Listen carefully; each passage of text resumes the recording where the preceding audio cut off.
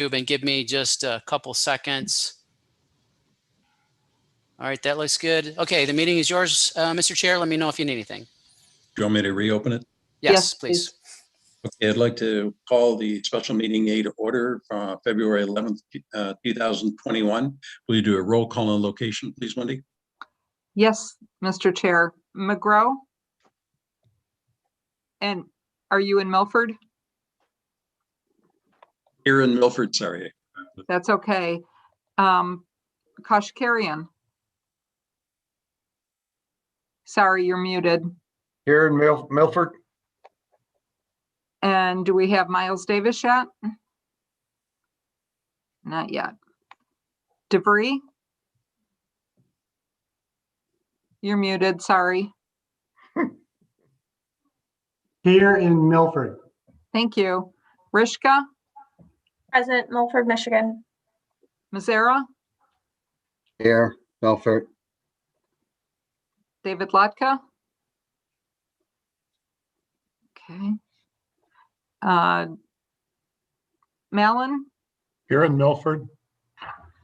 Gilo? Here in Milford.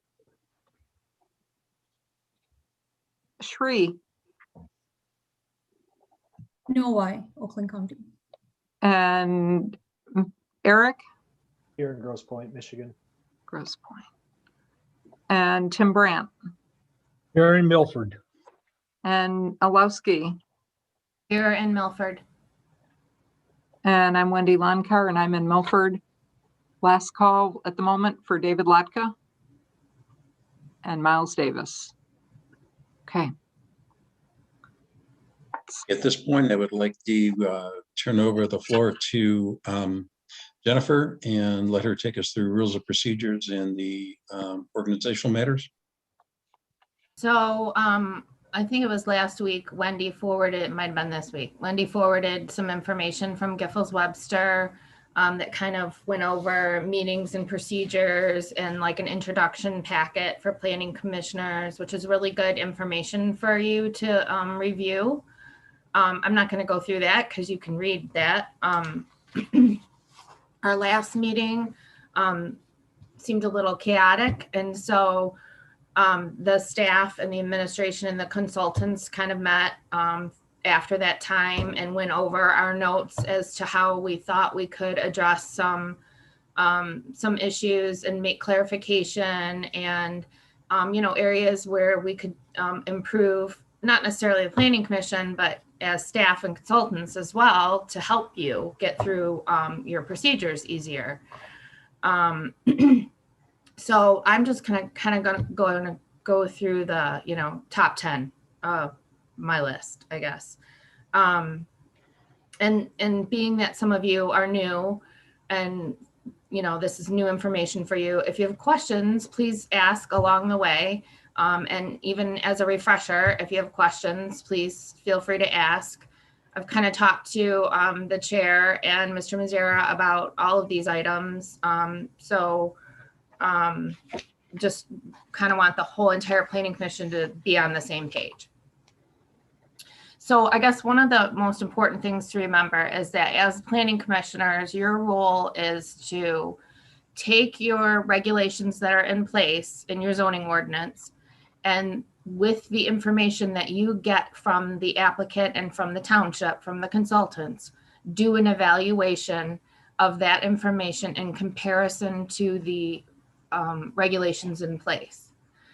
It is not an opportunity, or should not be an opportunity, for anyone to express personal agendas, give opinions. You should refrain from starting your statements with "I feel,"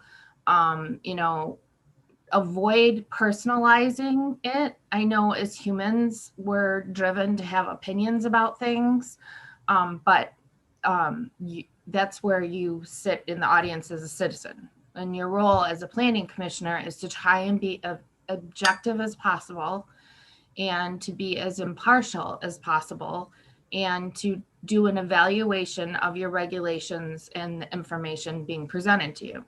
Now, it doesn't necessarily mean that there's going to be a matchup there between the information and the regulations, but that's part of your analysis. So you can point out, where you think things can be improved or where you believe there are deficiencies, but avoid making comments about, I don't think this is good, or I don't think, we should be doing it this way. It kind of is what it is, your regulations that are in place. So just to be mindful of that, because if a matter that comes out of the Planning Commission goes to court, a judge isn't going to stand in your shoes and decide if you made a good or bad decision. They're going to stand in your shoes and decide if you made proper procedure, if you follow proper procedure. And so that's where your analysis is important to kind of, stay in the middle of the road. I think working on our agendas, we've talked about that administratively and internally, working on our agendas and just kind of working together more collectively so that we can make sure the agenda is set properly. But once the agenda is set and distributed, it doesn't get changed again until the meeting. If the Planning Commission needs to make changes to the agenda, they can do that at the meeting. But once that agenda has been set, it should not be changed. So no kind of last minute changes unless there's an error, unless something has been inadvertently left off the agenda. For instance, if there's a public hearing, there always is a business item discussion about a public hearing. So if that is inadvertently left off of the agenda, we can add that to the agenda because it should have been there to begin with. But we can't make changes to the agenda just deciding to take an issue off of the agenda once it has been set, because that affects public notification. So going through the agenda, how it will be set up or how it should be set up is you conduct all your public hearings first, and you get through your public hearings. Now, your public hearings are not scheduled for all items. They're legislative. The purpose of them is to establish a record that findings can be based upon partially. Once the public hearing is closed and during public hearing, it's important to remember public hearing and public comment, which is separate from a public hearing, is not a time for questions and answers. It's not a time to interact with the public. It's not a time to answer, give any kind of responses or replies. It's merely an opportunity for the public to express their opinions. They're allowed to give their opinions. And so that's the time designated for that. So the Planning Commission should not be interjecting during the public hearing. The consultants shouldn't be, the applicant shouldn't be. It is purely a time for the public to comment.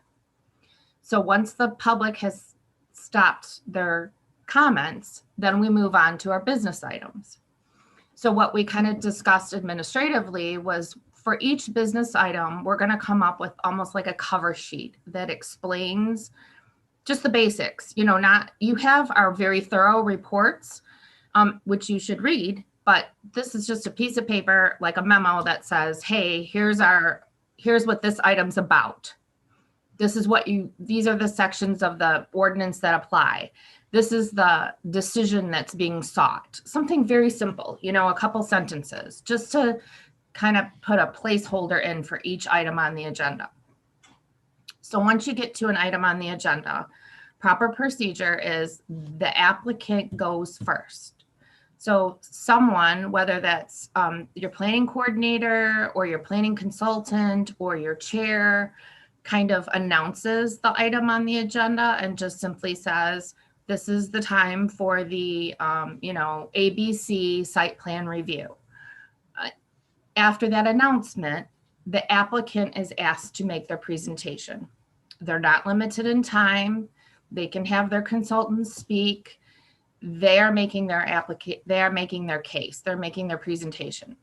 So after they're done with their presentation, then it would be time for the township's consultants or staff to give their reports and to give you their professional review of the information that has been presented to them in connection with what the applicant just presented to you. After the township staff and consultants have given you, their professional opinions about the information, then it's time for the Planning Commission to have its discussion.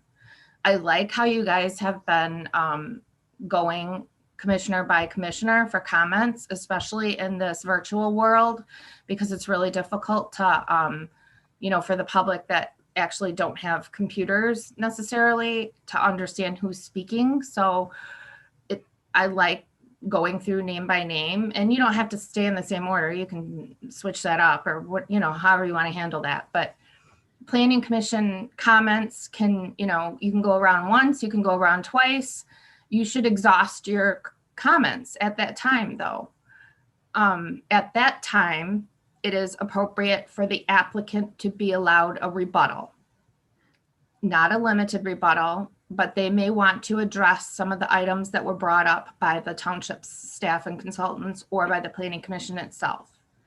So that is the time for then the applicant to have a rebuttal. There should not normally be public comment during your business item discussions, but sometimes when you have really big projects or it's a very contentious issue, the public isn't going to feel satisfied with just that public hearing at the beginning or public comment at the beginning of the meeting.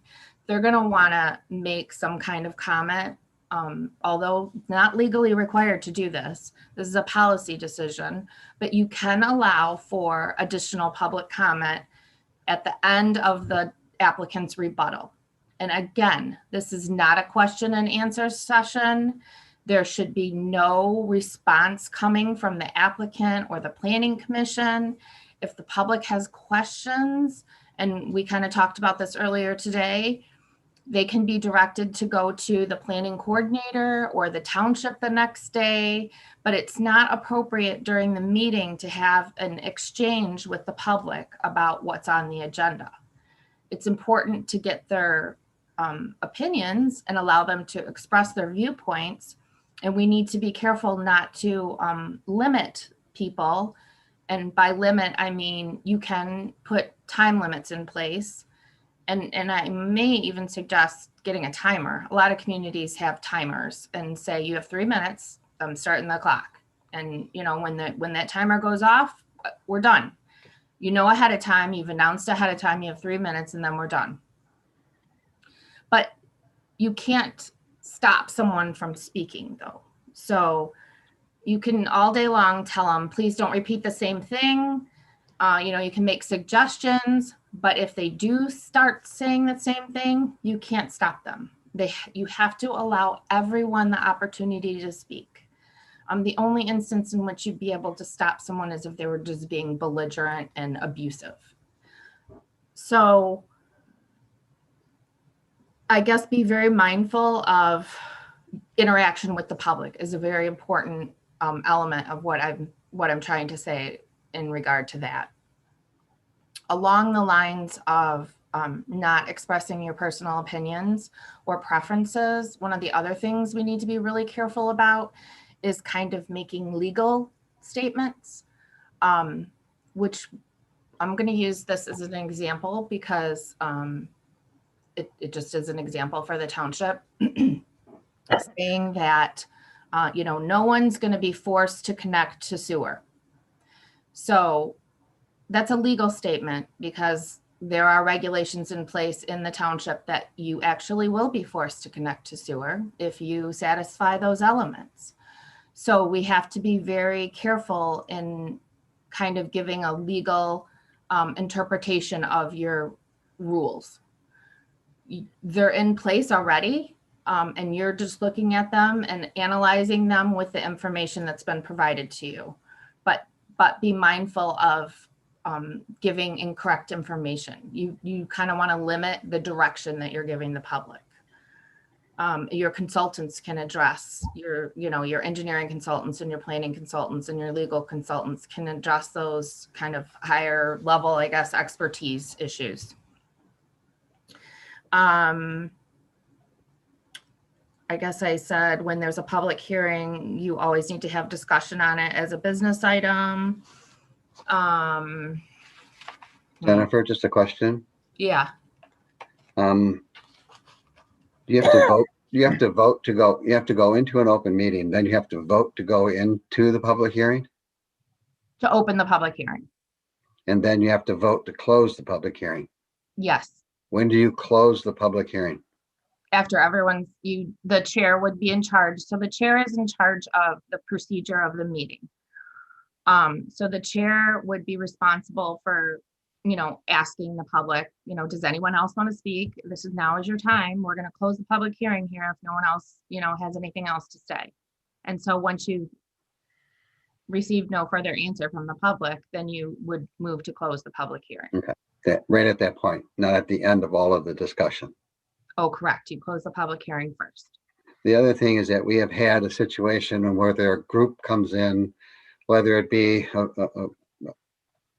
homeowners association, a group that's put together for a cause, and they say, I'm here to represent the whole group, and I would like to have all of their 3 minutes allotted to me. Yeah, Okay. that can happen. Someone Okay. can stand up. I mean, if there's a group of people, and that happens a lot. A lot of times neighbors are shy about speaking and they've picked someone to speak on their behalf, and that's okay, but they only get 3 minutes. It's not like you get to collectively, And the one- introduction of the meeting could be done by the chair, and if the chair needs support, then they could go to the consultant. The introduction of the topic for the public hearing. Oh, yes. It really needs to just be something very simple, like, Yep. Okay. this is Milford Miles Storage, the address, the site plan, something that's Basic info. basic. Okay. info. Yeah, Can you. we back up? Because I think I heard a contradiction and I want it clarified. So if there is a group for a homeowners association or a group for a business or a group for anything, they don't get to combine all of their each 3 minutes to make 30 minutes or to make 15 minutes. They get 3 minutes. correct. Thank you. And in the past, we have allowed the combination of everybody so they can keep talking. So just to make it clear, and maybe we can just write down all these policies and procedures so we have a little thing to remind us of. The problem is you guys don't have any formal rules of procedure, and we've I talked know. about this for like decades. And you really need to have rules of procedure, but proper procedure, parliamentary procedure is everyone gets the same amount of time. And just because you're representing a group doesn't mean you get more time. You're one speaker. So that group needs to understand they're limited to the time. You want someone to speak on your behalf, but they're still only getting 3 minutes. Yes, Julie. They could Thank have, you. in the group, they could have one person talk about one part of topic and then another person come up and do another part of the topic. And then, each person in that group could speak individually on their own. Yes, 3 And minutes. they could for each 3 minutes. So one person could talk about one problem that they have. Another person could talk about another problem that they have. Yeah. Correct. Okay. Then the other thing I was going to ask is, in the past, for a big project like this, when we have a public hearing, we've had the applicant give their presentation first, because sometimes that clears up some of the questions that the audience or the public might have, and then we have a public hearing. Is that appropriate? No. So your public hearing should go first. The public comments should be made. Okay. Then you go into your business items. The applicant gives a presentation, the township gives its presentation, the planning commission discusses, the applicant gives a rebuttal, and then you can do additional public comment because of the nature of the issue. But we don't have to reopen the public hearing. No. So It's just public comment. correct. Public hearings are legal requirements, but they're really the same thing as the public comment time. The public hearing is just something that needs to be very formal with a motion to open and close, and it has to happen before a decision can be made on certain planning issues. Not everything requires a public hearing, but some things require a public hearing before decisions can be made about it. Now, it functions the same as public comment. And that's why I was saying, like with these big projects, or like when the cell towers came in or whatever, and you had 100 people in the audience, they want to have their day in court, and they want to, but hearing from the applicant, hearing from the township, hearing from the planning commission may answer some of the unknowns that they have. So they need to hear all of that, and like you're saying, that's why you would put the applicant first, but you should have your public hearings first. And then on the agenda, it should be identified as a public hearing. And then underneath that, after the closing, there should be another item on the agenda that says discussion. Well, so how it's set up is you have your public hearings, all at the beginning, and then you have your business items. So you either have unfinished business or you have new business. That's where you have your discussion. And you don't necessarily need to have your discussion about a public hearing immediately after that public hearing. It just has to be at that meeting. You can't make decisions, about it. So if you have other things you need to get through before you actually get to like new business items or unfinished business items, that's okay. You just have to have discussion about a public hearing issue. But Now, it's also, I've it's got a also quick, good. Sorry, go ahead. Just I've because got a you're quick making question about that. On the public hearings, typically what we've been doing is we'll get a proposal coming in from an applicant. We'll look it over, and then we'll say, okay, we're going to move this to public hearing. So that's how we get into a public hearing. And that way, what you were saying is that we don't have to rediscuss it because we've already discussed it in the prior meeting, correct? So I'm going to use the PUD project as an example, just to kind of illustrate the process. So we have a lot of kind of preliminary administrative discussions with the applicant. They come into the township, they fill out an application, they submit it. They meet with staff and consultants multiple times to talk about, okay, this is what you need. This is what, the planning commission is going to need to hear from you. This is our ordinance requirements. And so all of that's going to happen, which doesn't involve the planning commission, because the planning commission is only legally allowed to step in at a certain point. Now, we've had some on these big projects. We've had some, our virtual meetings with the chair and the liaison also present. And that's okay. We just can't have a quorum of the planning commission present at any of the kind of teeing off meetings.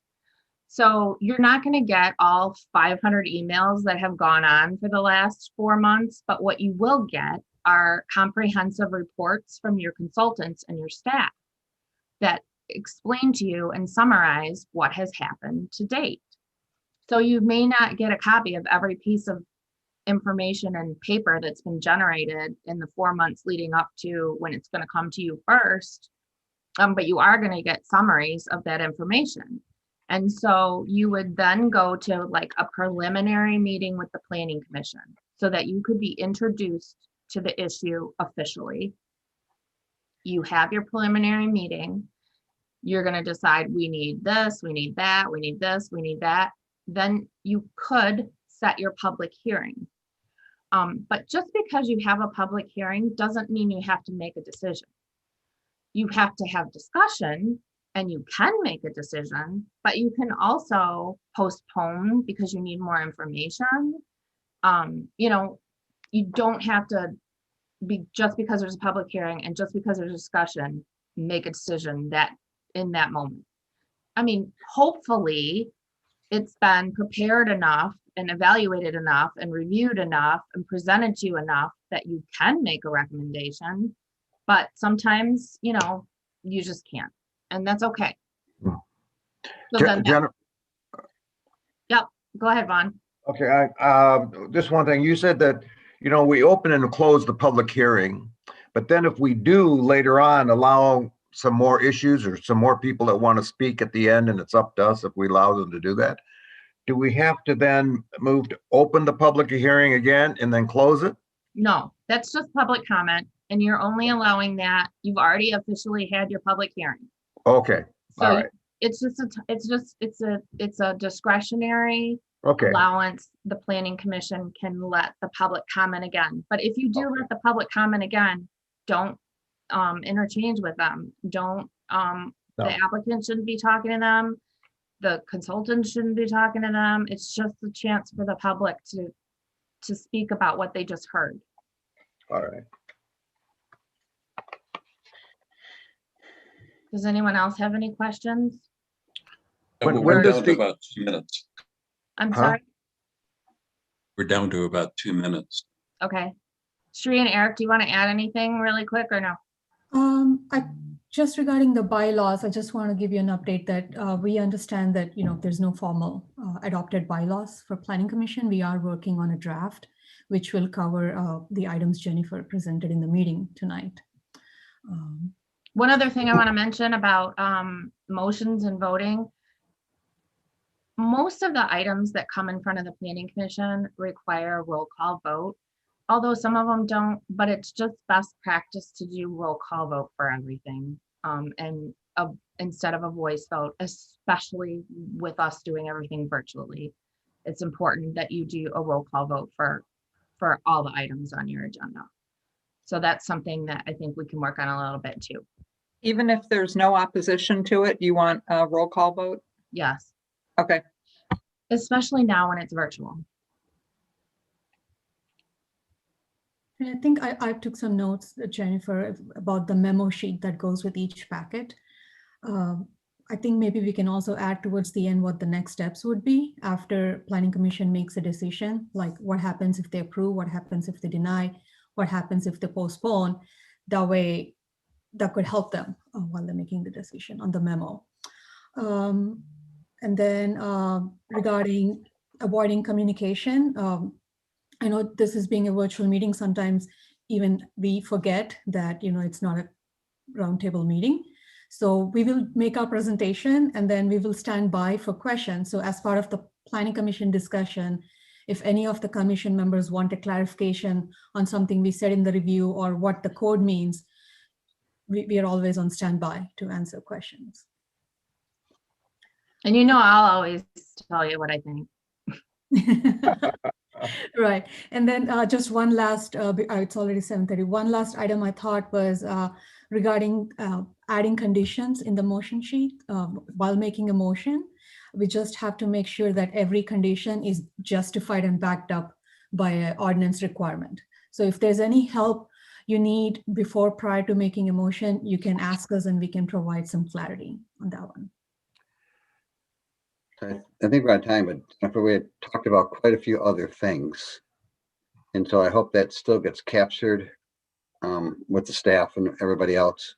So Yeah, we had Sounds good. a staff meeting today at noon and, kind of went over everything we talked about this morning. And then I talked to Sri and Eric as well. And it's just going to be an ongoing discussion and work on, lots of items internally Well, that this, you don't need to even worry about. this and the package that you sent out, I think were very helpful.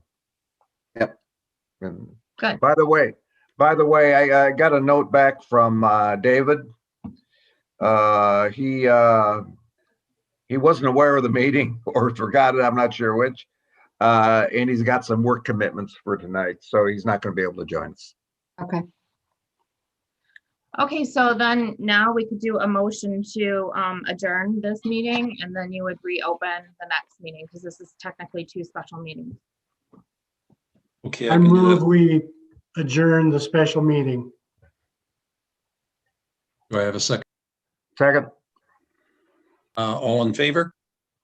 aye. Aye. Roll call. Opposed? Roll I don't think call. we need to do a roll call. Do we need to do a roll call? Have you? I Yes. don't think you need to All do your a roll motions. call on an adjournment, no. Okay, Nobody's gonna okay. probably fight that, especially at midnight. then we stand adjourned on meeting A. A good meeting. It would stand adjourned on meeting A. So I'd we're like- looking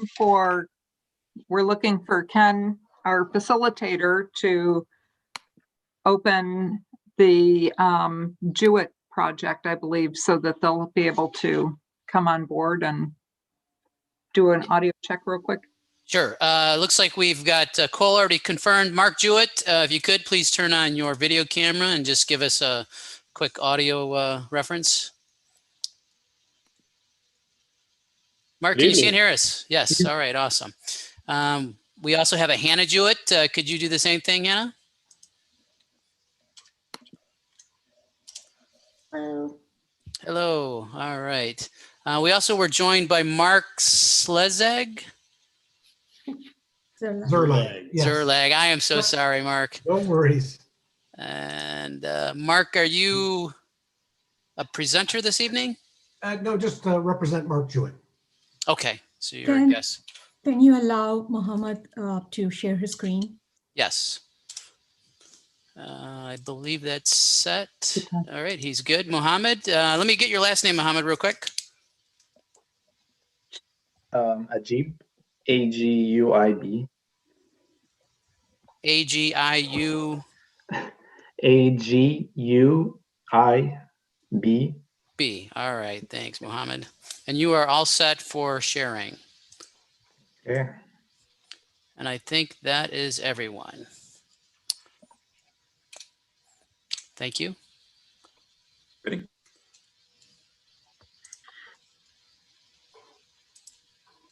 Okay, I'd like to call special meeting Part B, February 11th, 2021. Wendy, can you do another roll call on location, please? Yes, thank you, Mr. Chair. Chairman McGrow Here in Milford. and Kashkarian. Here in Milford. Davis, Here in Milford, finally. Debris, Here in Milford. Rishka, Present, Milford, Michigan. Mazzara. I think you're muted. Here, Milford. Latka is absent. Malin, Here in Milford. Gilo, Here in Milford. and then we have Kamagiri. Is that right? Close. I know it's me. I messed it up again. And Pizzini Here in Grosse Pointe. and Brandt Here in Milford. and Olowski Here in Milford.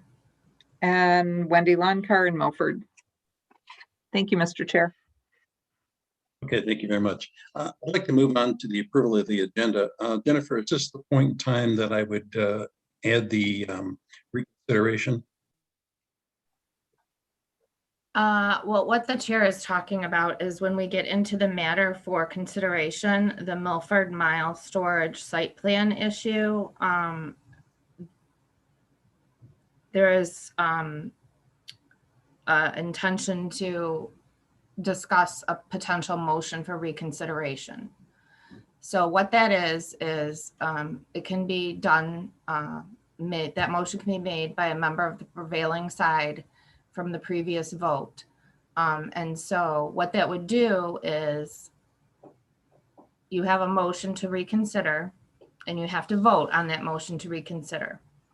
If the motion to reconsider passes, then the item that you made a decision about previously comes back up for discussion. Then you need to re-motion again. You may have the same results, but you need to have that discussion again and re-motion again. So when you get to that matter on your agenda is when you would do a motion for reconsideration. Okay, I'll wait until then. So at this point, I would entertain a motion to approve the agenda as written. Waiting. I so move. Support. All in favor? Aye. Aye. Aye. Any opposed? Who did the second? Zara. Thank you. We're gonna get fucked right here. Perhaps we have to probably do a roll call, even though everybody approved it. Do you want to do that, Wendy? Sure, I can do that. Chairman McGraw? Approve. Yes. And Kashkarian, Yes, Davis, Yes. DeVry? Here in Milford. Yes on the agenda or? Yes. And Rishka, Yes. Mizera, Yes. Latka's absent, Mallon, Yes. Gilo, Yes. that's it. Okay, now I'd like to move on to matters for consideration. And at this point, I would like to add we have some new information on the use variance or the use determination of property for Milford Mile Storage LLC. And so what I would do, since I was on the assenting side, I believe I can make a motion to consider reconsideration of our discussion on this item, on the approval of the use. So because you are on the prevailing side. Correct. You can make a motion to reconsider. So this is merely a motion to reconsider. It's not denying what was already approved. It's just saying, hey, can we talk about this issue again? If we can, you have to agree with this motion. That's correct. And I need a second for that. Second. All in favor of reconsidering? Aye. Aye. So you need a roll call. Got it. Let's do a roll call vote, Wendy. McGraw, Yes. Kashkarian, aye. Davis, Yes. DeVry, Aye. Rishka, Yes. Mizera, Yes. Mallon, Yes. Gilo. Yes. Okay, so the motion carried. So now technically you've decided as a body to reconsider the discussion and the information and the issue from your last meeting, which was the use determination. So you have to go through that evaluation again. And Okay, so and it would be appropriate, I guess, for, the applicant to speak and the consultants and the staff that needs to speak like you would do if this were your business item, like we just discussed in our workshop. To We're follow basically that. we're doing it over what we did before. We're just starting fresh or again. Yes. We're not, so in other words, we're not starting from something else has come up? Or there's something that we neglected to cover at the last meeting? yeah, something came up and something was brought to my attention, and that's what I wanted to discuss with everybody tonight. Okay. Because I think that you may have thought we were doing one thing and we ended up doing something else. Well, I mean, I think maybe before we begin the presentation from the applicant, it would just be appropriate to share that, issue. And then, it's not necessarily new information that has come up, but clarification because there may have been a misunderstanding about the action that was being taken. And so I feel like a discussion as to just that confusion, a general discussion right now, and then allow the applicant to speak and your consultants, and then have your planning commission discussion about everything after that. Okay, what came up and was kind of a surprise to me because I've been on the planning commission for a long time and I've always lived under the misconception that we are nothing more than a recommending body. And the point is that at the end of the month when we discussed this, my thoughts is that we were recommending that it go to the board. and be discussed. And we were recommending approval. As it turns out, as a planning commission, we are allowed to approve this. And I think had we understood that the gravity of the approval coming out of the planning commission, it didn't have to go to the board, that we may have rethought what we were deciding. I know it changed how I was considering it. And I thought it would be best to bring this up again to the planning commission, because there might have been other folks that didn't fully understand exactly what we were voting on for. So I guess at this time, is it appropriate now? I think we need to have the applicant come back in and describe for us Yeah. And what I mean, he wants to do. obviously, we discussed all of this at our last meeting, but the applicant can reshare the exact same information if you'd like to. Again, describe your project, what you're asking for. We're all going to go through this exercise again. That's if he wants to, if he feels like it's appropriate at this point. Otherwise, we can move on. Is the applicant there, and does he want to retrace some of the steps we went through at the end of January? Yes, sir, I am present.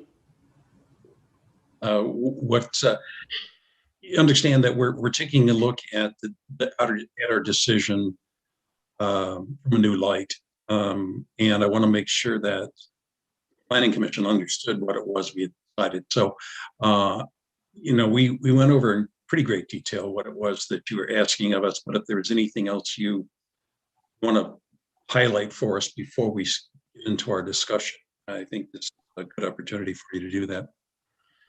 I'm happy to do that. However, it would have been nice if I had some sort of warning that we were going to retrace things. I wasn't not totally prepared for this, but I'll do the best.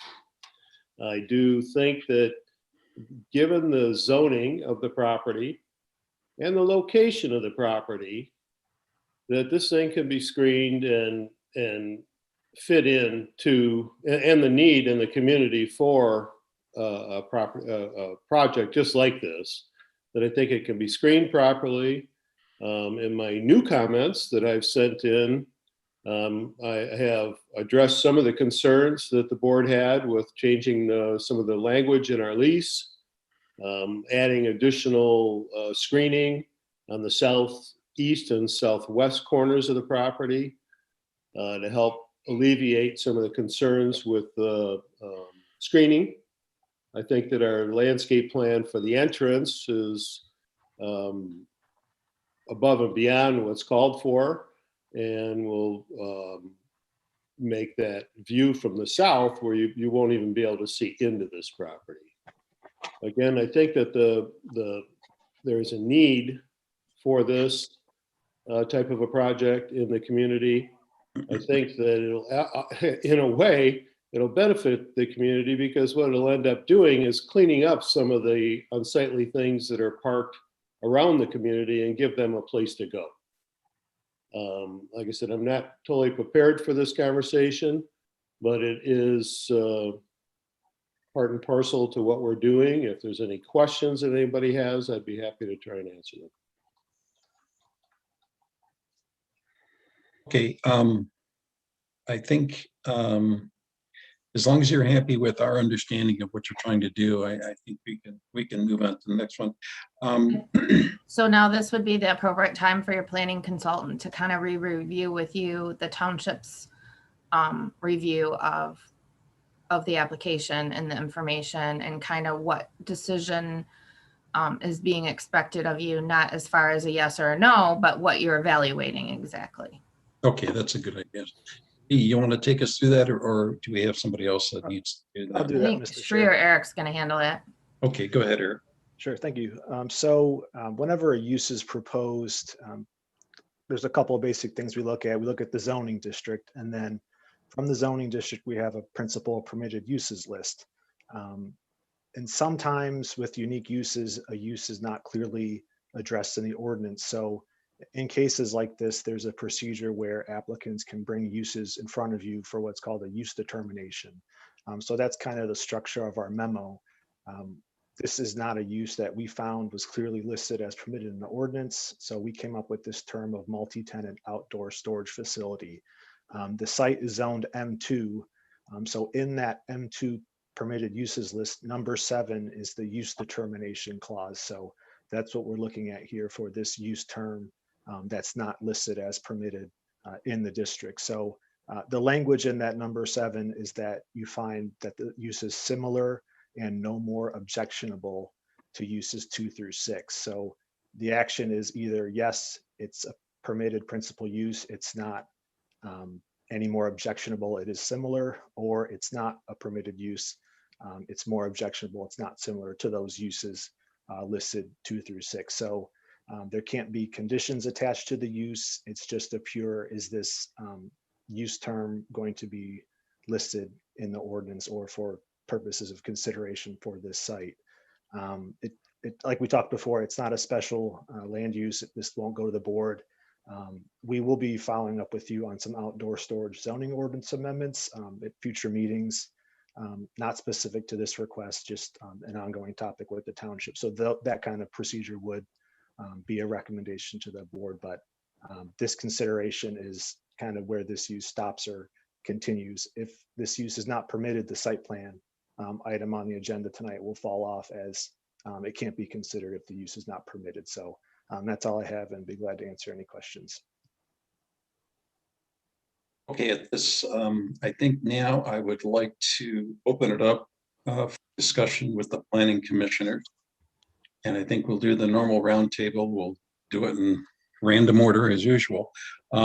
Miles, where are you at with respect to this? Again, this can't be, in other words, this isn't I feel or I don't like, it's, you know, what is it that you're looking at with respect?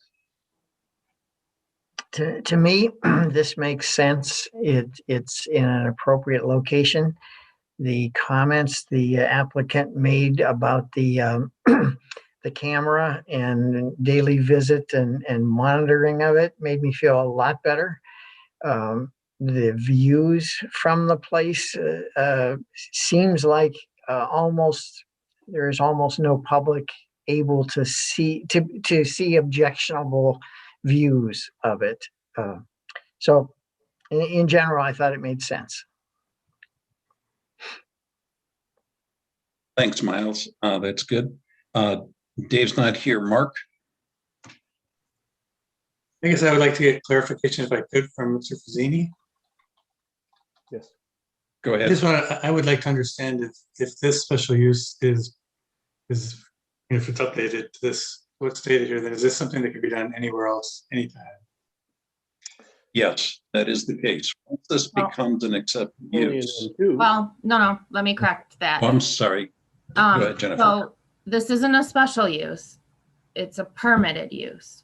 And it doesn't get written into your ordinance, but what it does do is set a precedent. So it's not like you have permitted uses A, B, C, D, and then E is similar uses. And then this is going to be written in as E, and similar uses is going to become F.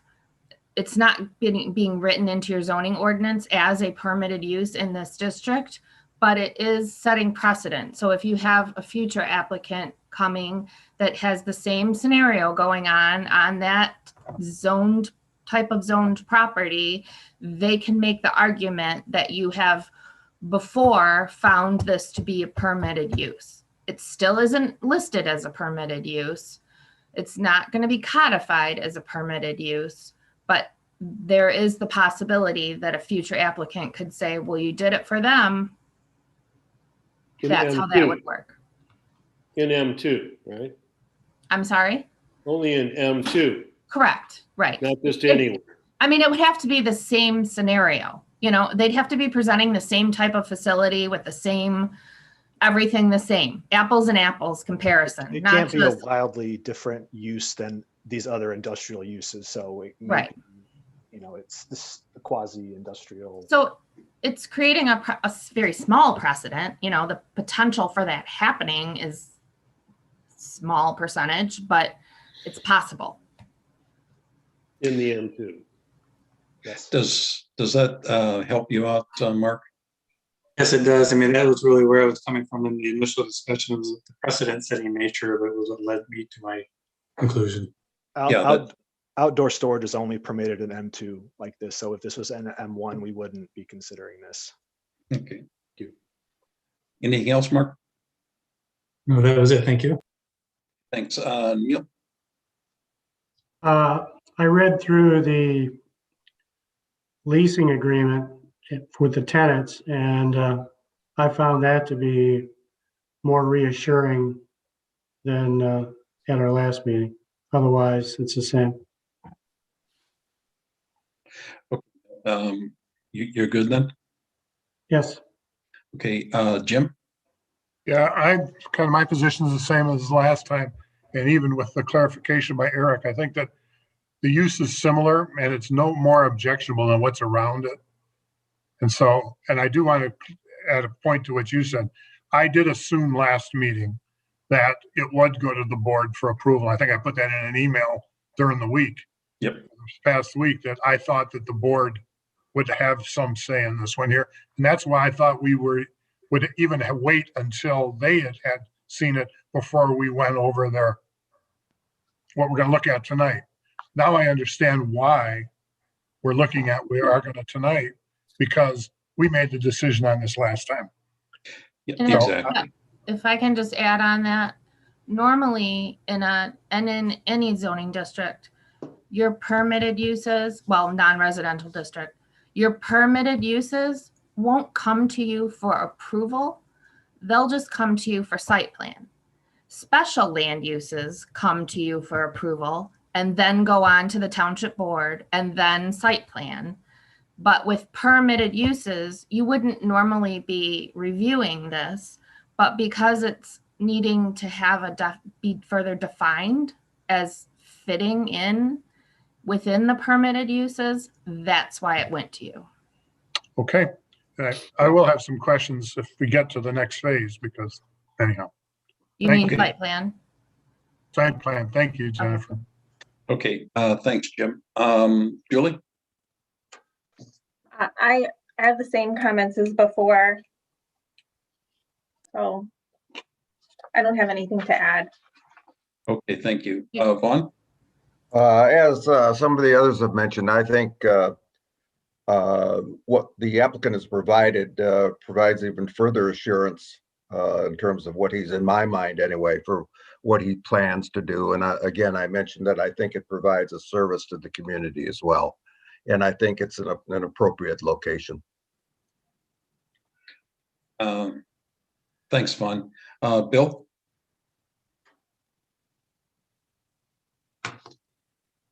You done mute? Well, my comments from the last meeting haven't changed. And I guess I was also under the impression that it would go to the board, and it makes a difference. Thank you. Okay, thank you. At this point, I think it's appropriate now, since we've had all the discussion, we could probably come back and re-vote as to the appropriateness of the use designation for this property. Now, again, we'll go through a roll call vote on this, but Wendy, I would like you to save me for last, because I'm typically the tiebreaker if there is a tie. So at this point, I would like to have a motion to approve or deny, and then we'll go and get a second, go from there. I'll make a motion. I'm not sure I have the right number here. Wendy, can you help me? Is it 16 or is it 20? No, it's going to be PS 20-5004. And the parcel is 16-35-451-032 and 033. All that. I recommend, I move approval of the project and as a permitted use as proposed by the applicant. Based on the information that he has provided to us. Okay, do I have a second? I second. Wendy, can you do a roll call starting with? We just have one more bit of discussion. The motion, okay. discussion, and then the vote. All right. I so- think it's not the project, it's the determination of the use. Oh, I'm sorry. That's There all you I had. Permitted use. Okay. No. Wendy, Okay. can you do a roll call vote starting with anybody but me? Yes, indeed. So Kashkarian, Yes. Davis, Yes. DeVry, Yes. Rishka, No. Mazzara, No, Mallon, Yes. Gilo, No. I- McGraw. No. That is 1, 2, 3, 4 yes, 1, 2, 3, 4 no. I shouldn't have had you vote. Jennifer, 1, 2, 3, 4. You're Yeah, missing- we've only got 8. Yeah, We don't have. You're Well, that's missing David Dave Latka. Ladka. What's that? You're missing the Dave Ladka. planning commissioner. Yeah. Right. So, so your motion fails, not that the wasn't approved, but you need further discussion to make a decision on the motion. You have to make a decision on the motion. We do have to make a decision before we can discuss the site plan, correct? Correct. All right. So You can't, We you won't wanted even to- discuss the site plan if you don't approve the use. yeah, I realize that. Do we want to continue discussing it, have another vote, or should we just wait Well, for? I mean, I think you should have some discussion about it to I'd like flesh to, out I'll why. say, I'll say a couple things and then others that feel differently can say, I really do believe that this provides a service to the community. We have people that are using recreational vehicles, boats, trailers, motorhomes, that kind of thing. As well as the applicant pointed out in the previous meeting, people who are small jobbers, whether they be landscapers or craftsmen and people like that. Our ordinances generally do not allow those people to park their vehicles, let alone stack bricks and things like that at their place of residence. This provides an alternative. I also think that the applicant, by virtue of I know we're not talking about the site plan, but by virtue of what we saw that he was laying out and his willingness to be receptive to, providing, shields and so on for the site. And I also believe that when you look at that area, that what's in that area right now, I don't find it incompatible with any of that, including the shielding, particularly the shielding that he will provide, which is frankly greater than some of the other uses in that same area. So that's my view. Thanks, Fawn. I'd like to hear from Jim. You voted no, and right? Was it Jim or Mark? Mark. I voted yes. Okay. Mark Then voted no. I Mark voted voted no. no. Mark, tell us why you voted no. Again, it was just the fact that there's a precedent being set, and although it may be low risk, I just don't know what the exposure of that risk is. And I guess I don't feel comfortable just, and yes, we're going to allow this type of use and without knowing where it could be a problem in the future. Okay. And Julie, why did you vote no? I voted no because in our ordinance as it stands right now, it is too far from any of the listed permitted uses or any sort of special use, and considering also the conditions that are also applied in the back at the end of the M2 listing with regard to screening, storage, being able to maintain the property the way it's supposed to be maintained, who's going to oversee it, all of those questions. It is too far from anything listed in the permitted uses or special uses to say that this is something that can be permitted. Okay. Miles, you voted yes? Sorry, Mark. Just, I don't want this to be a debate, but I thought that the overseeing, I thought I remembered the hearing that there would be a daily visitor as well as a full-time 24/7 camera. And that's pretty good overseeing. And in that area, there is a number of what looked to me like a number of places that were already having their equipment sitting out. It wasn't just for equipment storage, but it seemed to be lots of things hanging around there. So I didn't think it was out of place. That's my only comment. And I apologize if that sounded like a debate or arm wrestling. That wasn't the case. Well, then not a problem. Not a problem, Miles. Neil, any last comments? Well, yes, I have changed my vote from a no to a yes, primarily through a review of the tenant landlord agreement, especially with regard to maintenance and termination, as well as the agreement to our site plan maintenance agreement. And based on that and the fact that it is in our M2 area, I cannot see how that would be a detriment for the other properties in that area. So I now support it. Okay, thanks, Neil. I'd like one of either you or Miles to reframe the motion one more time. Doesn't Bill get a chance? Bill, did you get a chance to say something? No. I'm sorry, Bill. My apologies, man. Try it one more time, Bill.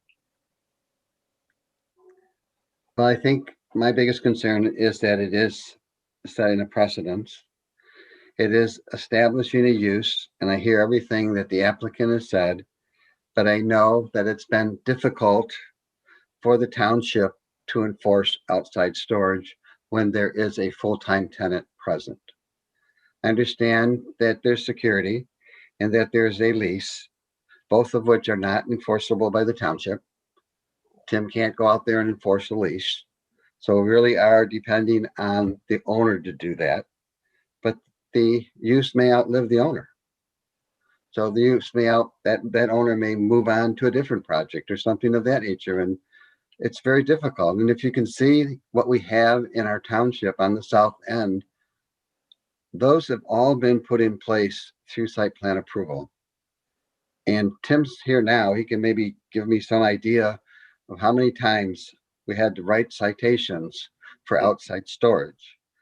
The other thing is I don't like the fact that a contractor can come in at the end of the day, offload their material, their brick, their demolition material, as long as they keep it within their yard, and it's not seen. But as you move to the south, that's our trail. As you go beyond the south, that's a whole residential development coming in there with an elevational difference. And that fence that's there isn't compliant. So it's just too hard and too far away from where we started when we had outside storage in the township. It doesn't have a building. It doesn't support a use. It's just simply storage. And I know, I feel the same. I see people that have trailers and campers and everything parked in the yards. But I feel strongly that it's a very difficult use that is not really compatible with the other uses of that nature. Okay, That's all I got. well stated, Bill. Any last comments? Okay, I would entertain another motion with respect to the use definition here. Want to try it again, Vaughn? Well, I I'll just think the repeat my applicant- motion. I think I'll the repeat my applicant- motion and have someone else move. Mr. Pardon, Chair, I Jennifer? think the applicant wants to speak. Say something, yeah. Oh, okay. I get an opportunity to say a little something before we go to a vote again. Absolutely, Mark. Oh, good.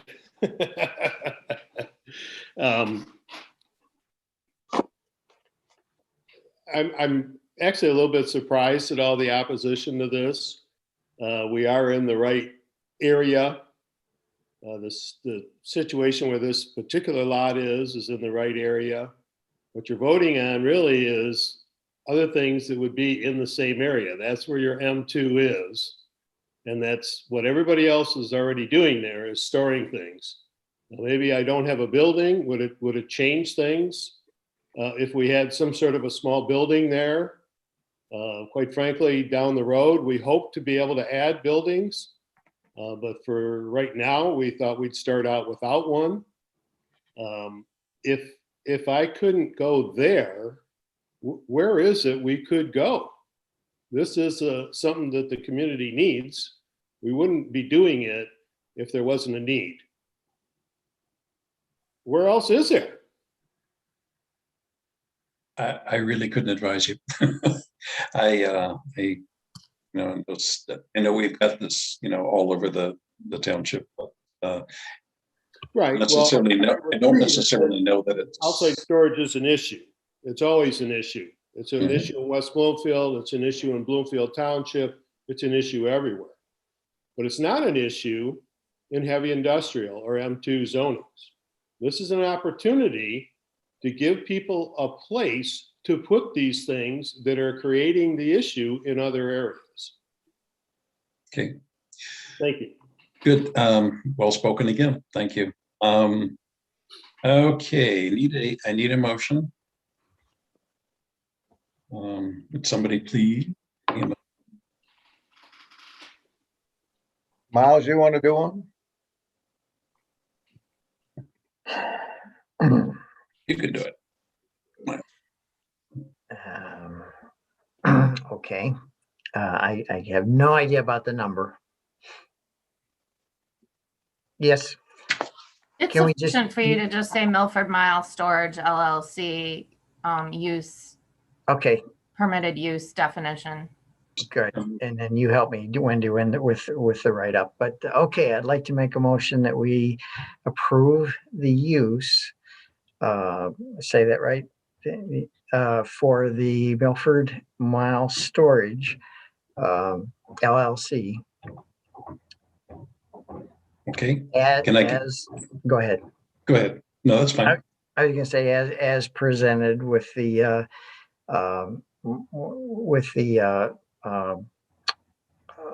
listing of the leasing agreement and the agreement on shielding.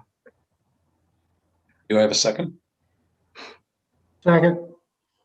Okay, again, Wendy, go around and ask everybody but me, and this time I'm not going to vote because I don't want to tie this up again. So, Well, you Yes. have to vote. You have to vote because you participated in the discussion. okay. So if Oh, you're did going I? to abstain from Oh. voting, you have to announce that at the beginning and motion yourself and abstain. Okay, then I will Sorry. vote. Okay, let's go. I accept that. Okay, Kashkirian Yes, support.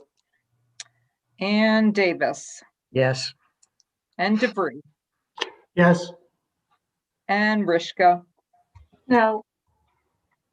Mazzara No. and Mallon Yes. and Gilo No. and McGraw. Yes. And that is 5 yes and 4 no. 3 no. No, it can't Wait, be. something's wrong. Oh, wait, Yeah, that's not right. 2, 5 and 3. 3, 4, 5-3. 5 to Four and- 3. 4 and 3. 5 to 3 or 4? 5 to 3.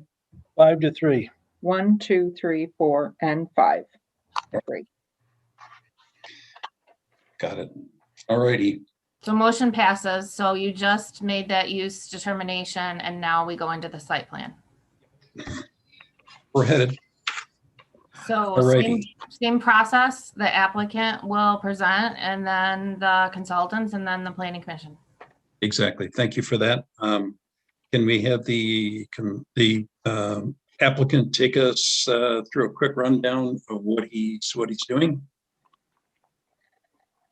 I'd be happy to. Hi, Mark. Again, I'm going to read my prepared statement, so some of it's going to be a little bit redundant, but I'm not a public speaker, so that's the route I have to take. Bear with us. Oh, there we go. Look at that. What a lovely drawing. Good evening, and thank you again for your time. My team appreciates you holding this meeting on our behalf. I hope you've had a chance to read the letter that I wrote in your package. So I'll try to be brief in my opening comments. We have acted on some of your comments and concerns from the last meeting. We think this site and its situation work well for our youth.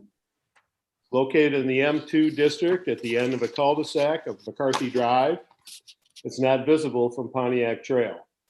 Its location along with the landscape plan will allow us to completely screen the property from the public's view. Along the Huron River Trail, there's an 8-foot solid wood fence set back 35 feet from the property line to create a landscape buffer with trees. Our retention basins have been located to further enhance the buffer from the residential area kitty corner to the northeast. We'd be happy to add additional trees to these areas.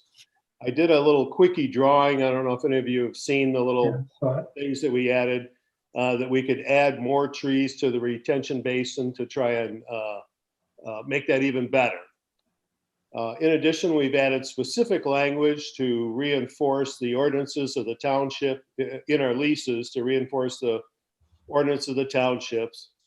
With millions of dollars invested, we have no intention of allowing this project to deteriorate. Being a landscape contractor for my entire life, my job has been to make things beautiful, and we intend to make this property very attractive. When you think about it, this project will have a positive effect on the township by creating a space screened from view for those items that are currently scattered across the township. With the lighting and the camera systems, we'll be creating a safe, secure space for needed storage. It'll be monitored 24/7. We will be responsible for meeting and monitoring compliance of all township ordinances and rules. The manager will visit the site regularly to ensure this. If you have any questions or concerns, I'd be happy to answer them. Thank you. Okay. Cherie?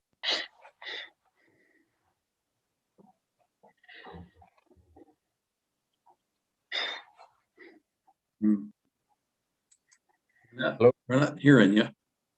Sri?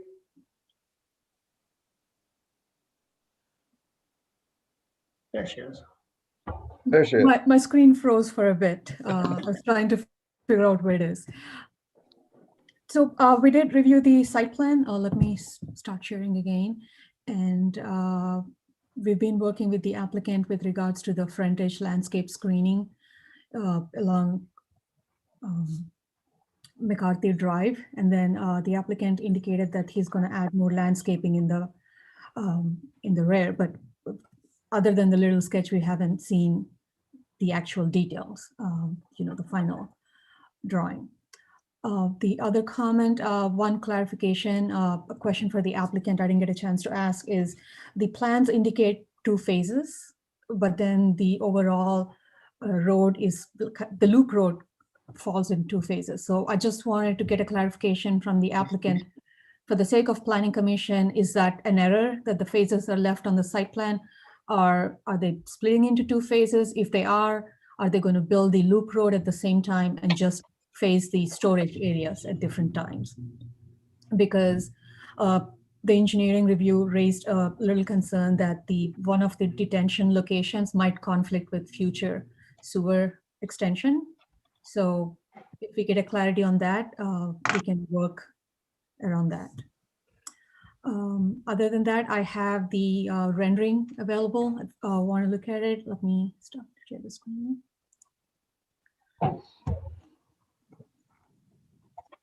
I'd be happy to chime in right now if that's appropriate. There is one consideration, the flexibility the applicant is asking as part of your site plan approval, which is to allow the existing landscaping along the front, in the front yard, in lieu of proposed additional trees. There is an existing tree growth along the frontage, and then the uses surrounding to the adjacent to the south are existing industrial uses. And he did propose to add additional landscaping here to compensate for lack of landscaping along the rest of the front yard. That is one flexibility the applicant is asking with this application. I'm on standby if you have any questions. This is a site plan. So Jennifer, correct me if I'm wrong. If the Planning Commission decides to approve the site plan tonight, then it will go to board for final approval. So you are making a recommendation for the site plan. Correct. Go to the board. Correct. One of the questions I had, Sheree, was we have an opacity requirement for any shielding. And I think sometimes it's pretty murky for us as planning commissioners to have a very detailed understanding of how that opacity can manifest itself with given set of trees and, bush trees versus evergreens, that kind of thing. And I think as a planning commission, we probably need some guidance from you guys so that we can have a better understanding of what we're really looking at. Because we're running into this a lot. We're using existing stuff, and in the winter it's twigs, and in the summer it's great.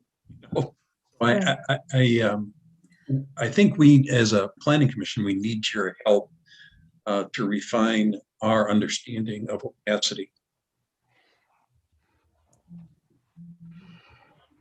I know that's a tough one. Yeah, I mean, not expecting you to just spit that out, but it's one of the things that I think we struggle with. Right, I'm gonna pause my video, but I'm here just so my internet speed can come up a little bit. Okay. So the opacity is generally based on the type of tree and the growth and the age of the tree. If it's a deciduous tree, then the opacity will go down during winter months because all the leaves falling down. And if it's an evergreen, then the opacity is consistent throughout the year. And then the other also, even with deciduous trees, if they are planted together, if they're like in a bunch rather than spaced apart, there is a little bit of additional opacity based on that.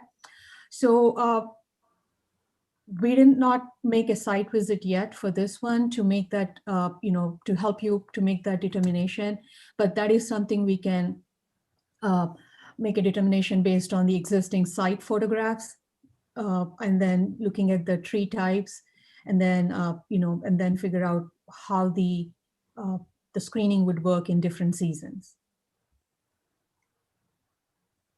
In this case, I tried to get an input from our landscape architect before the meeting, but I couldn't reach him because the question kind of came up at the last minute.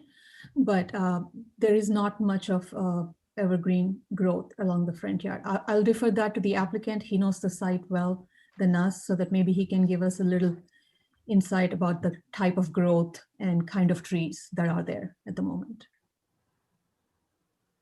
Okay. I'd be happy to. If you don't mind, if I back up a little bit and address the other two issues that Sri brought up with the road and the phasing. First of all, we could do all of the landscaping in phase one, and that was our intent from the beginning, not just half of it. We'll do all of it along the rail to trail pathway, everything at the front entrance. so that all the screening would be in place before we occupy the property. Second, what we've done, and then the other issue was the access road.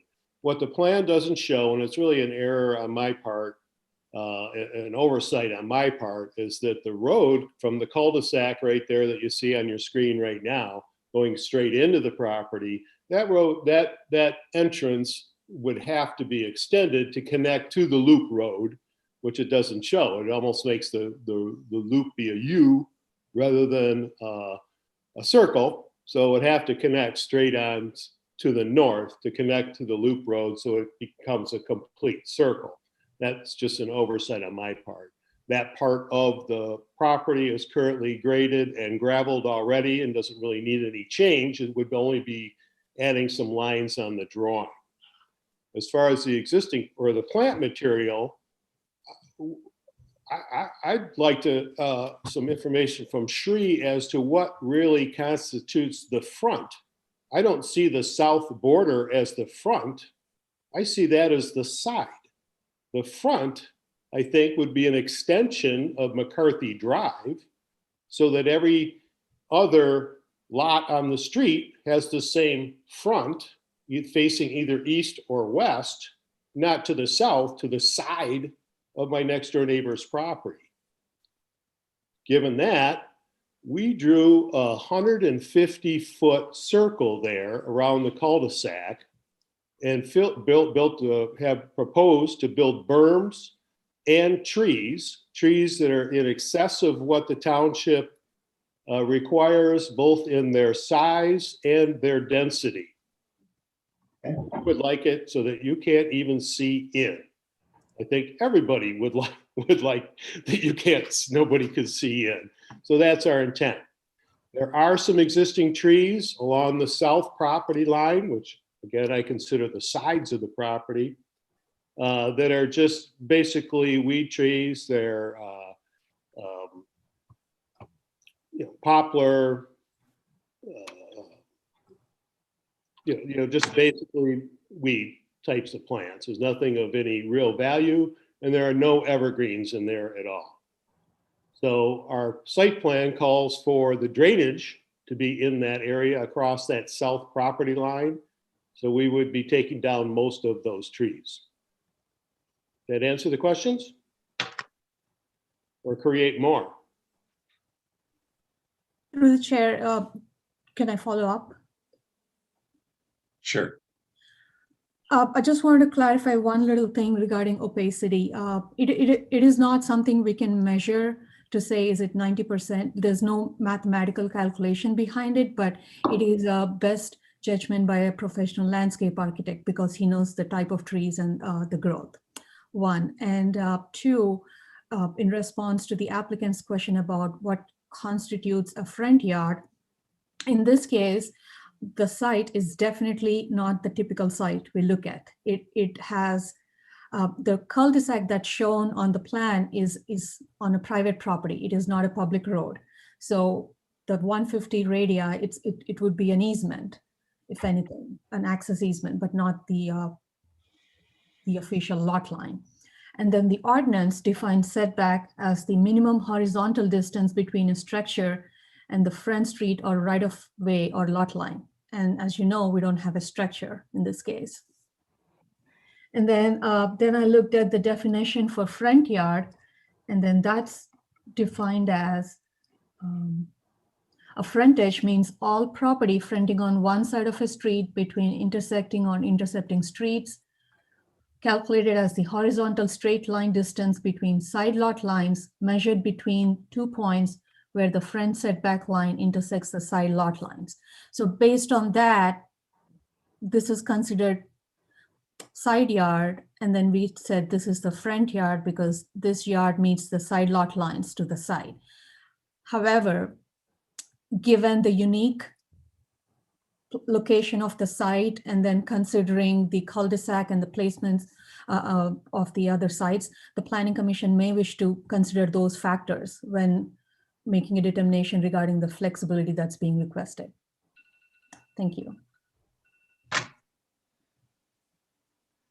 Okay. Anything else, Sherry? I'm good for the moment. Unless you have any questions, I'm on standby. No, I think what I want to do now is I want to do a roundtable with the commissioners and see if they have any comments or questions. Let's start out with Julie. Hello. Okay, I have 3. I will leave engineering to someone else, but I'd like to ask a question about the tree clearing and the screening. A little more, if anyone could give a little bit more detail on that.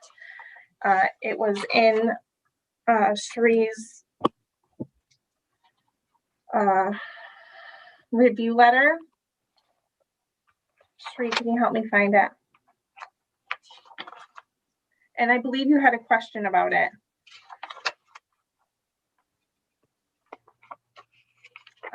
Right, I believe it is.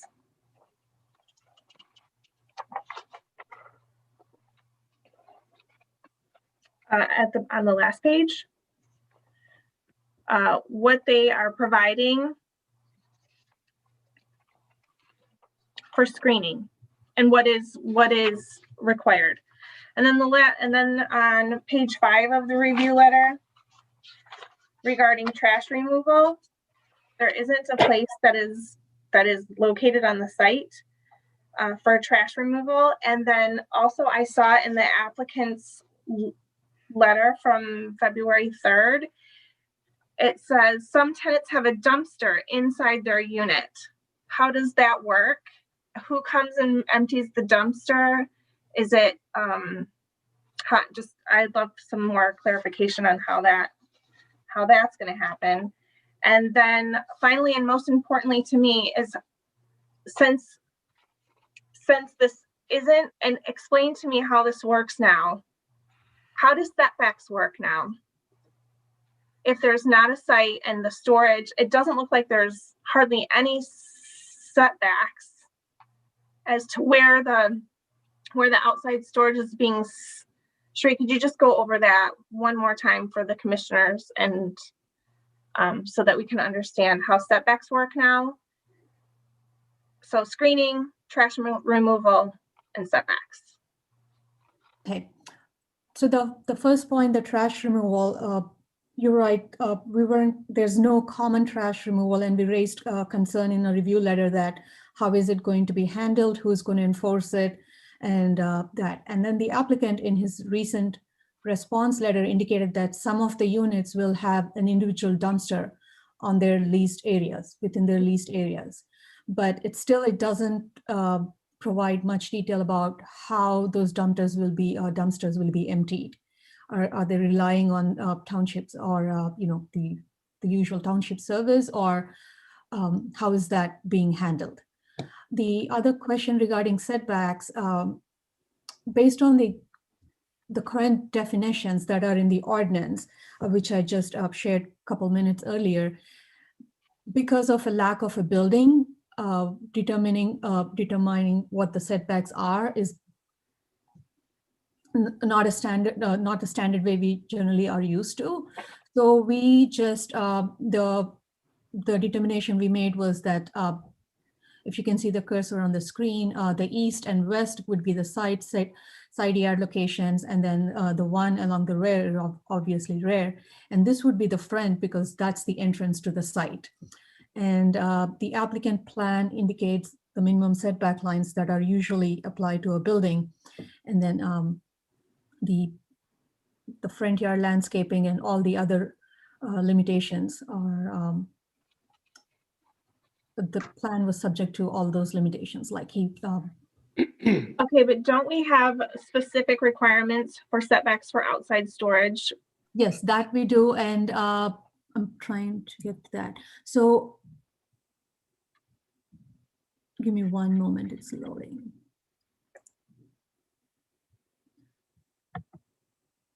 The applicant is complying with that setback requirements. If you can,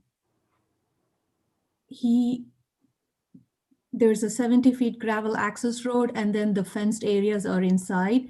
And then there's no, I'm sorry, my screen froze again.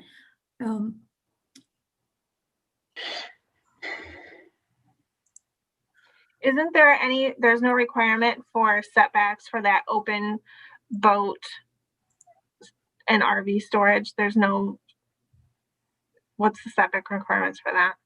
150. 150, yes.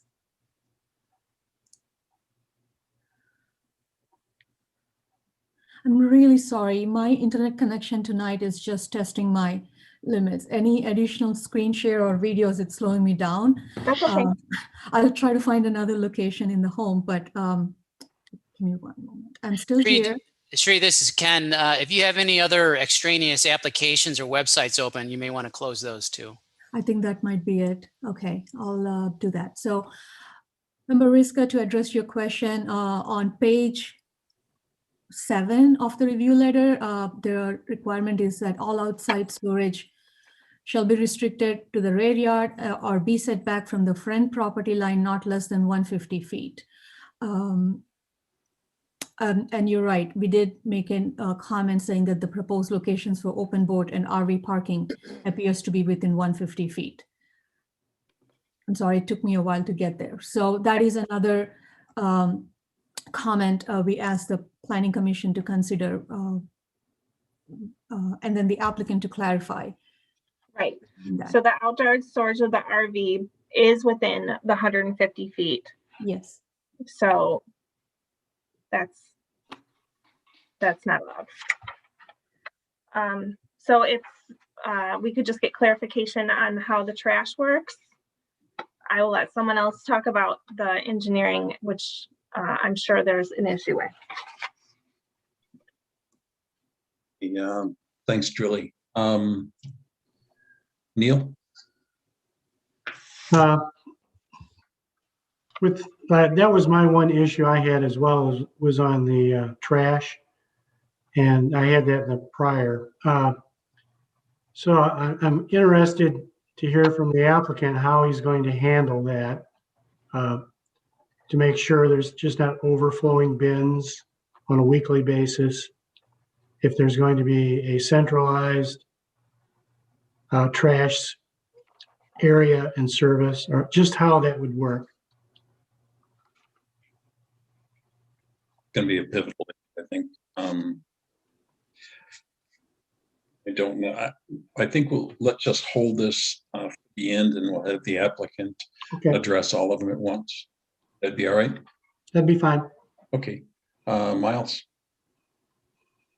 A question.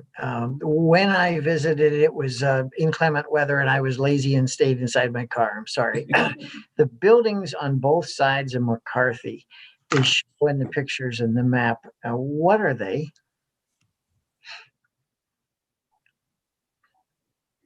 In effect, the south part, just south from the lot line where we're talking about the RVs and so forth, there looks like buildings there, and I saw something but didn't make a note of it.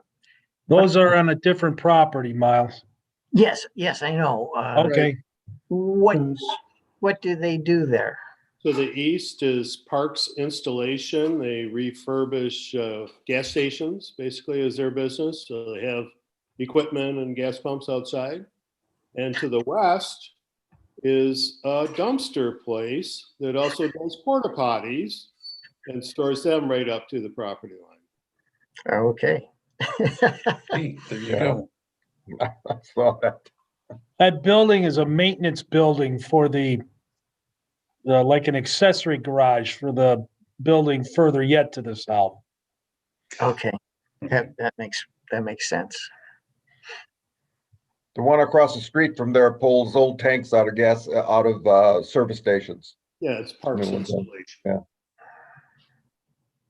Okay, so it's going to be an upgrade to the neighborhood then. Thank you. That's our thoughts. Got to find a place for porta potties, you know. They have to be somewhere. You got to have them somewhere. Yeah. That was my only question. Okay, thanks, Miles. Jim? My main issues and really only ones are regarding the screening. And I guess my concern is we need to address the northeast corner, because the way that the R1R property that comes to that point, I'm not sure how we address that. It says in an M2 that should be screened at least 8 feet. And you got a 6-foot chain link fence down the east side of the property, where we have along the north side of the property, we have that. Theoretically, it's an 8-foot wood fence that needs some maintenance on it, definitely. But I wondered if that 8-foot fence should be at least brought partially down the east side to protect against the R1R property to that northeast. And the other point would be to the entrance area. When I was there, and I know it's going to be significantly re-landscaped, but in that area, there's a lot of Phragmites and other kind of weeds in the wet areas. We need to address the Phragmites and how that's going to be maintained to keep that out of the property going forward. And I don't know how we get the person to commit to this, but that Phragmites is right now it's blocking the views. That's not what we want, blocking the sight lines. Okay, thanks, Jim. Mark? So Commissioners Rishka and DeVries already addressed my concern about the trash and how that will be handled. Okay, thanks, Mark. Vaughn? Nothing beyond what's already been asked. Discussed. All right, thanks, Vaughn. Bill?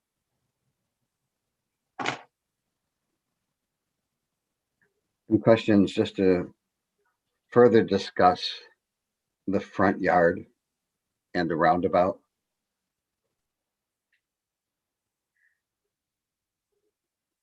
It looks like you froze.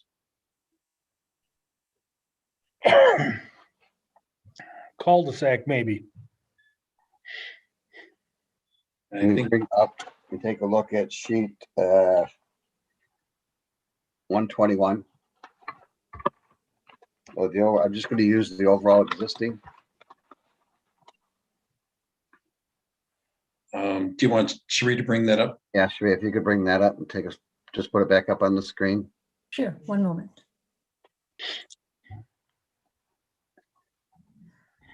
And I don't know, simultaneously, you can bring up the definition of a front yard or a front lot line. Okay, yep, one moment.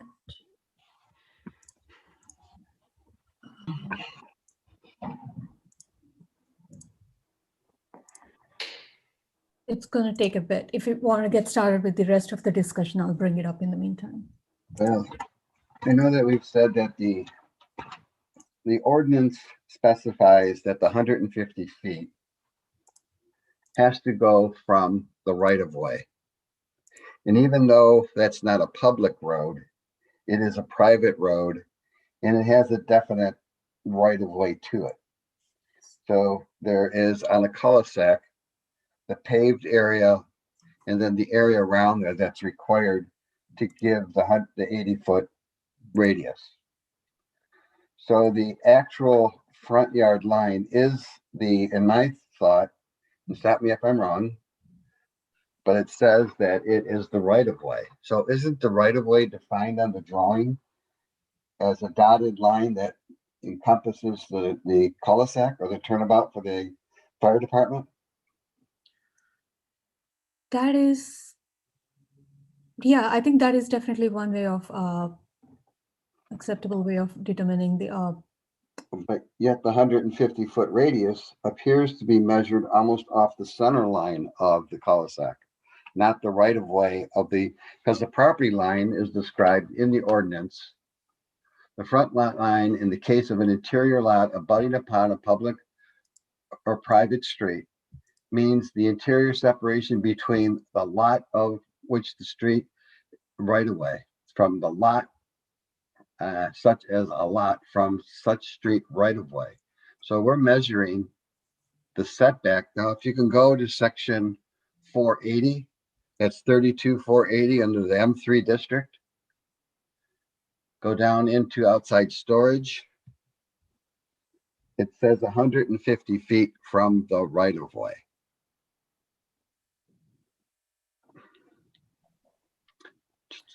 Sorry to make you do all this. It's so hard to do it virtually. No, that's okay. So M3, Okay. This isn't an M3 use. I'm sorry, M- M2. You're right. It's M2, yeah. M2. I was just confused. I was looking for M3. All right. M3's been on my mind lately a lot. Okay. Okay, so keep going. Down 480. So, and then it'll go down a little bit more and specify outside storage. I think it's 7. Oh, stop right there. It's outside storage. And so you can say that it's 150. It says from the building. And I can give you a lot of background on how we got to these ordinances, but it's from the building, whichever is less restrictive, to the front property line. The front property line is defined in the definition as the right-of-way line. So in my mind, 150 feet should be off of the right-of-way line, not the center line of the cul-de-sac, regardless if that cul-de-sac is on private property or not.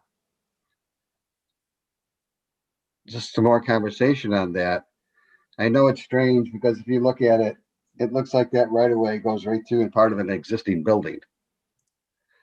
And in the township, as it developed a long time ago, it's not uncommon for the straight right-of-way to be on private property. There's several streets within the township where the right-of-way is on private property because land splits before used to allow you to split your land and not have to consider the road. Commissioner Mazar, that is correct. I stand corrected. That is definitely where we should. The only thing I would probably update my comment is that right now the cul-de-sac is not as defined as shown on the plan, and then the access easement that was looked at ends at their property line. So maybe, I don't know if we need to amend the access easement document to define the edge of the front lot line. I defer to Jennifer about this question, but that is correct. I think the plans need to be revised to show the 150-foot setback off of the right of way. Access easement.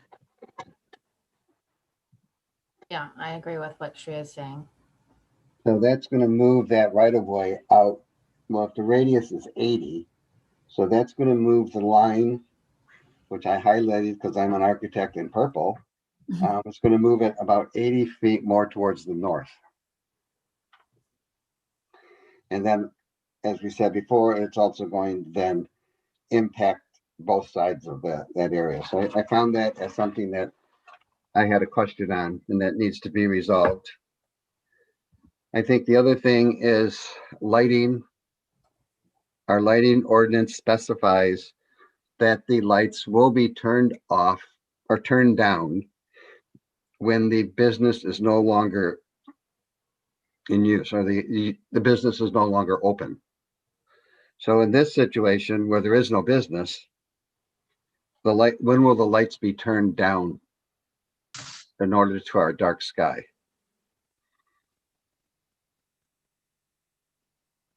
I don't know how you define that.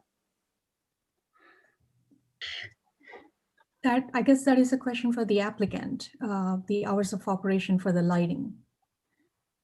Because in his response letter, he did indicate that there will be cameras and lighting to provide surveillance of the site. So I'm not sure how much lighting will be on to provide the required support for the camera. Well, the cameras, depending on what type of camera you buy, you may not need light. So, but regardless of that, this is bound by residential property. And, you know, there's a development, even though it's called M3 under it. And Jennifer, it's M2, but it's under a consent judgment. So we know that it's going to be residential. Is it residential or is it M2? M3 for the M3. extractive. Yeah, extractive. That's extractive, yes. So the old gravel pit that is now going to be all residential, isn't it residential? Is the zoning on it residential? I was going to It's look the at Robertson consent agreement. Milford Oh, Lakes? everything north of the Milford trail. Lakes is to the north. Okay, After the trail. So if you go back to the site plan, everything north of the trail is Robertson Brothers. I believe. Yeah. so that's all controlled by the consent judgment. But Yes. it is residential. Yes. And the intent I of mean, the ordinance. The intent of the ordinance says any straight line view from residential has to be screened additionally.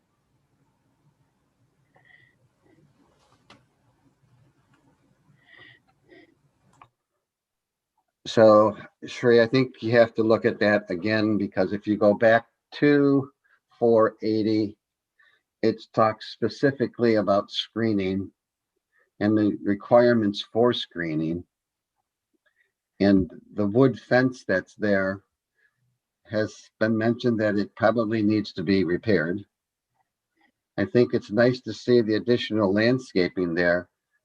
But again, I'm only going by ordinances here.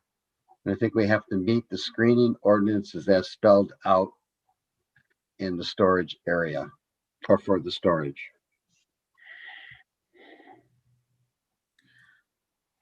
That I'm trying to look, I don't have 480 open. Hold on. we did make that comment regarding the screening required when it abuts residential. So Even what the applicant is offering in the updated plan needs to be enhanced in order to meet that ordinance and meet that opacity along that border also. that is correct. And then I just wanted to make a little clarification. Member Rizka asked a question about the open storage within 150 feet front yard. We looked up the ordinance to get you some clarity on that. RV storage is also considered an outdoor storage because the ordinance doesn't say otherwise. Correct. So that any storage that is proposed on the site should be outside of that 150 feet. And then I want to go back and look at how that 150 feet is measured to guide the applicant. Okay. I think the other thing that I have is that the dumpsters really should be on a hard surface and screened. And how does the truck get to it? Because when those trucks come up, they're not real accurate at dropping the dumpster. And if it's not a hard surface, I think we're going to end up with disturbed soil a lot and hard to maintain. On the engineering standard from Hubble, Roth, and Clark, and if you could look at the drawings, sorry to go on again like this, but I believe the detention basin in the northeast corner, hold on a minute.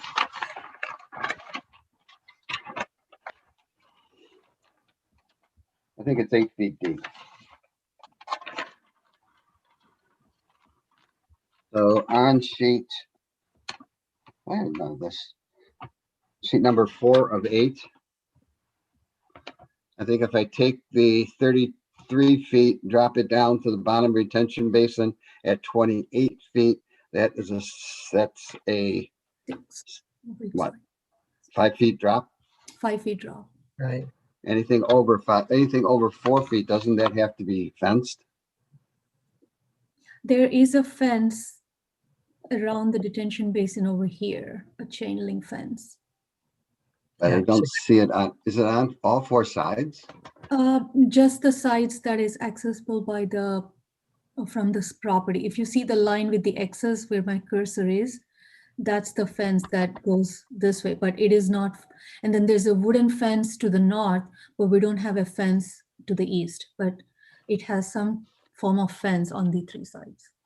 And one of the purposes for the fence is to stop kids from getting into it.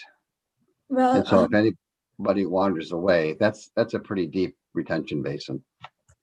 I would defer to the engineers to respond to that question. I was just simply indicating where the fence is located on the plan.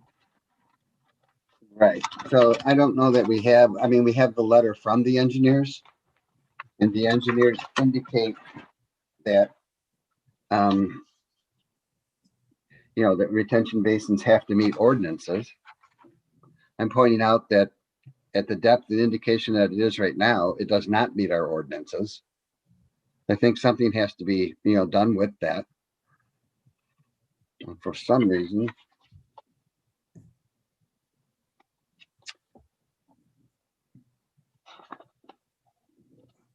So that's, I think on the engineering part of it was, I didn't see anything else from that. So that's just another issue that it really does have to be. On number one, the sediment trap that's on the corner. The engineer makes mention of the fact that it is on sheet number 6, shows this trap, and that the proposed stormwater and storm sewer detention improvements must be designed in accordance with the township's design standards. And I think it's, hold on 1 minute. He makes reference to that it has to maybe be redesigned not to interfere with that manhole. Does the applicant have the comments from Hubbell, Roth and Clark? Mark? I have a blurry version. I don't have a legible version of their latest comment. So there's two issues.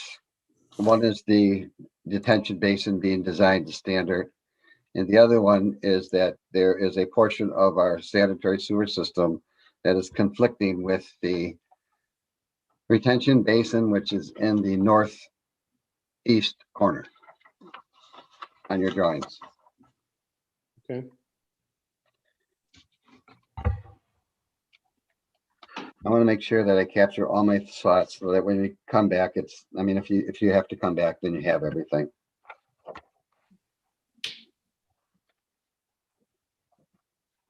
The other thing is our ordinances ask for a photometric plan. And it also asks for cross sections or equipment cuts of the lights. And Sheree, is that part of the packet of information that we have? I'm No, checking. it's not. No, it's not. I think we asked for it. I think we have to see that before it goes to the board. We have a dark sky ordinance in the community. We really don't want it glowing at night. And we want to make sure that the light fixtures are in the proper. And being the fact that it is within a residential area, those fixtures have to be at, I think it's a 15-foot height. Sheree, can you have them verify that? Sure. The review letter, pages 6 and 7 refers to all applicable lighting standards. So the applicant has that as a reference when he provides us a lighting plan. Does talk about 15 feet within 50 feet of residential property. Correct.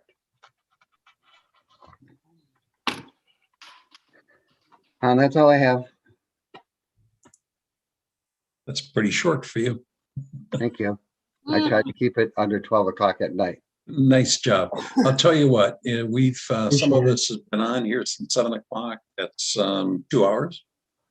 I would like to recess for about 5 minutes, to give everybody a chance to refill their water glass and anything else they need to do. Okay. That's okay. Starting now, let's see, we'll come back at 9:05. That gives us a little more than 5 minutes. And just a Okay. reminder, Mr. Magro, we are streaming live to YouTube right now. So camera feeds and audio feeds, if they're on, they will be streamed out. Okay. We are now unstreamed or blacked out.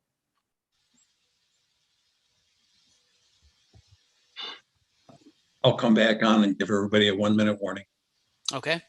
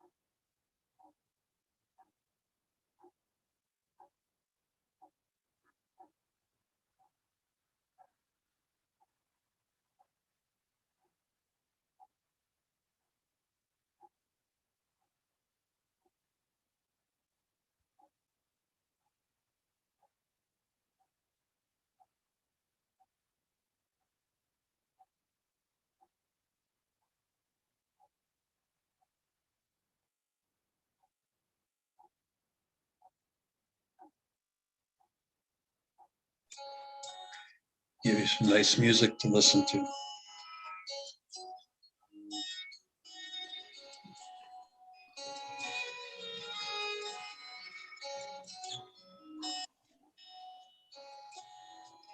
Sounds like an ice cream truck. Well, you can't really appreciate it because it doesn't probably broadcast. This is a guy by the name of William Ackerman. He's just amazing.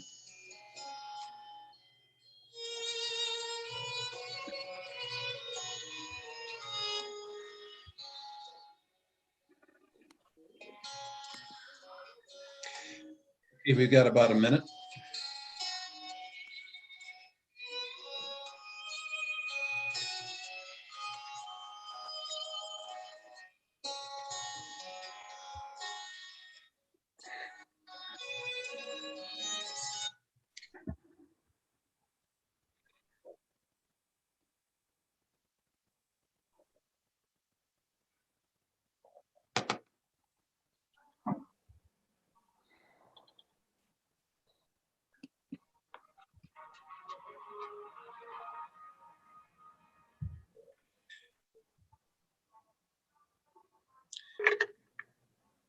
Is everybody getting queued up? Yes, indeed. Ready. Looks like we still have a couple people out at the moment. Tim Brandt and Eric.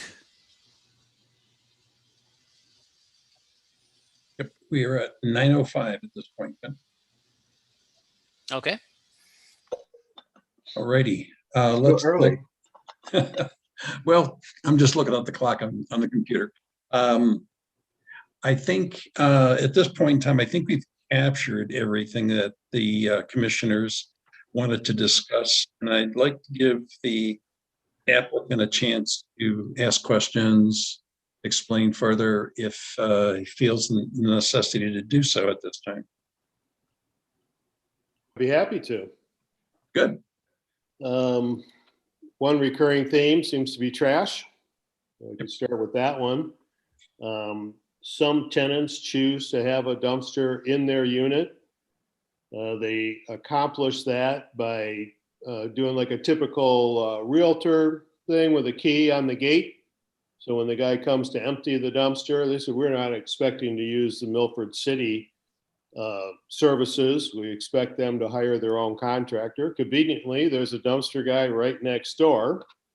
We would encourage him to use that guy, shop local. And they would put a key in a lockbox on the gate, and that's how it's handled at our other facility. And it's not, it seems to be a typical practice for those guys. They don't seem to have any problem doing that, and then just empty those dumpsters as needed going along.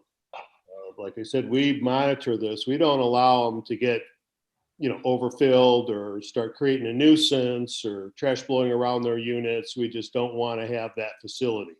So we're on that. Bill mentioned having a paved surface underneath them.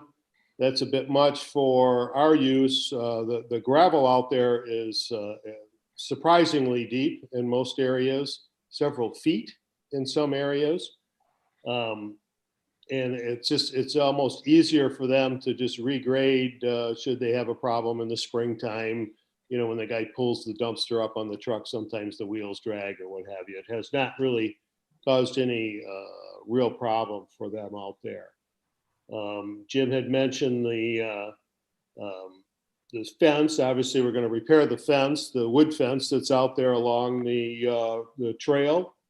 We're not opposed to putting some returns on the east and west sides adjacent to the retention basins to create the distance that's required from the residential areas. We could add that to our plan along with those additional trees.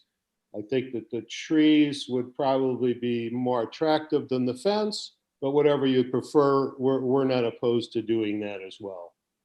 Jim mentioned the Phragmites. Obviously, being a landscape architect and a designer, that's the bane of our existence in some areas. These things have just taken over. We'll do everything in our power to completely eliminate them. I do have a contractor, a local contractor, who is certified to remove them and use chemical applications to do so, in addition to mowing and burning and other methods. But we would definitely like to see them gone as well. They're not attractive. The photo plan, I had a photo, I'm blanking. Photometric. I've had that done. The guy totally, it was like pulling teeth to get it done. He totally missed the mark. It just wasn't even worth giving in to you. And I haven't had the ability to get it redone to our satisfaction yet. We do have on the site plan, we do show 12 poles that we would like to use for the lights, 25-foot poles that we'd like to use for the lights and the cameras. They're not on the perimeter. They're inside the circle drive, if you will. And they would have obviously the appropriate light fixture so that we're not shining up or shining down.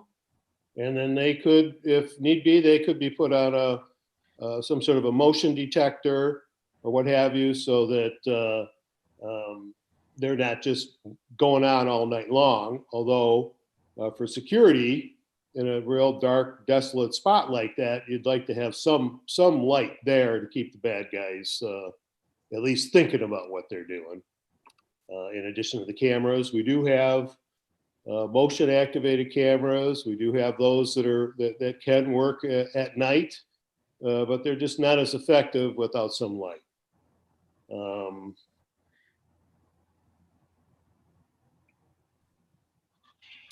The cul-de-sac, the way we've drawn it, we actually brought it into the property. If you actually look at sheet 7 and look where that cul-de-sac is supposed to be, it's out on the property line. The center of it is on the property line, not where we have it drawn. That's the landscape plan there. That just shows what we did. It doesn't show where the right of way actually is. The cul-de-sac was not built to put in the right of way exactly. It's farther north than what the right of way actually calls for. So if we're going to do some measuring, it would be more likely from where the right of way actually is, a legal description of the right of way. If there's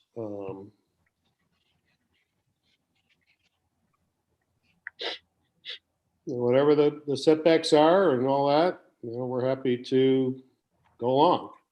I think that truly the intent of the ordinance is to keep storage from being seen from the casual passerby. So it's a little bit, I think, of a stretch to say that the entire south border, which would be what, maybe 4.5 acres of property would have to be set aside for that. I think that's a little bit penal in this instance when the guy's storing dumpsters and porta potties and everybody else has got these things. Now, I understand that we're not in charge of everybody else, but it just seems a little bit penal to be 150 feet from that whole south property line. I would like to maybe have Sri send me a copy of how, in writing, how they actually determine what's the front. And perhaps this will force our hand and have to put a building up to regain those 4 acres. We can follow up on that We only later. have to be back 40 feet, and then we could have storage immediately behind the building. It's my understanding. Well, maybe a compromise could be discussed. I'm open for any discussion. As you can see, I'm fairly agreeable. We think this is a project that will enhance the community in its own way. And like I said before, it's not a flower shop, but we want to be proud of what we have. We want to run a nice, clean operation. It's not just for me. My son and daughter are involved in this thing as well, and we hope to be there for a long time. Okay, thank you very much. I think at this point in time, I would entertain a motion. Let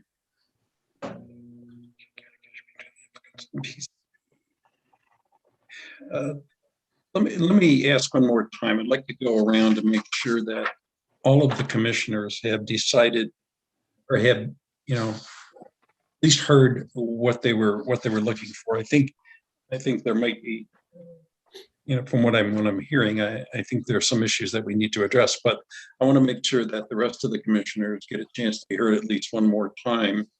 So if that's okay with you, that's what I plan to do now. Vaughn, did you have any additional questions, comments, statements, whatever you want to do before we put this to a motion? You done mute? No additional questions, but obviously there are things that were brought up relative to the site plan. So I think things have to, we have to take a look at the site plan again with all those items addressed before it goes forward to the board. Okay, thanks, Vaughn. Jim? Same point as Vaughn said, and I'm glad there was some clarification on that. That M3, what is that actually? It's zoned M3, but is it going to be R1R or what? It's extractive and it's going to residential. I don't know what's the exact, do you know, Bill, what the agreement was, the consent agreement? I don't know by heart to say it, but it wasn't extractive. It was a gravel pit. It went to a consent judgment. It's primarily single family housing with some multiple family type housing on the south there. It's quite a big development of residential. Yeah, there was like 600 homes or something like that, or 600 residences total. Yeah, something 650, I believe. So it's a combination of R1, R1R? No, No. R1, probably R1, R2. It's 600 single family homes. There was no multi? Mm-mm. Oh, okay. Okay, Neil. Reviewing the site plan, it looks like we have so many open issues. How are these all going to be finalized? Who's going to be responsible for that? And are they going to be signed off by engineers and the architects involved in this? I mean, there just seems to be a lot of open issues. I think the answer is yes. I think it has to go back to the applicant. The applicant has to take a look at these. Cherie and the team are going to have to go over it with them. I have to go back through Hubbell and Clark, make sure that we address all those issues. You're right. There's a lot of open things, and we need to have them all addressed. But okay, I think we just want to make sure that when we leave this meeting, the applicant has a clear understanding what he has to do, because we don't want to, we want to be as clear as possible. Yeah, right. That's what I was getting at. Who's going to circle all of these open issues up and get with the applicant to make sure that they have a chance to address this, and we have finalized site plans for the next meeting. Well, that's going to be. Go ahead. I'm sorry. Sorry. You have two options. You can, if you're inclined to recommend approval, conditioned upon whatever, to go to the township board, or you can postpone making a decision until you receive further information at your next meeting that clarifies all the open issues. Yeah, that's what I'm leaning towards, Jennifer. All right. Thanks, Neil. Miles? I think it's good discussion. There was a number of good points brought up. I don't want to add anything more to that. Thanks, Miles. Mark? Similarly, I have nothing further to add. Thank you. Julie? I just want to ensure that any of the trash collection areas comply with section 32-594. Yeah, a lot of clarification on a lot of things, lighting and a bunch of other things. Those you right there. Anything else? No. Bill? I just want to make sure that we give the applicant all of our thoughts so he can come back one time and capture that. I don't know what section, Julie, I did memorize most of the zoning ordinance. I think I missed that one part. And if you have a dumpster, we can only do what our ordinance says to do. And so we, there's another avenue for a variance, but dumpsters have to be enclosed. That's the section I was referencing, and that's the number that it is. So the other thing is I want to give the clear, at least from my standpoint, I think we should give the applicant a clear understanding.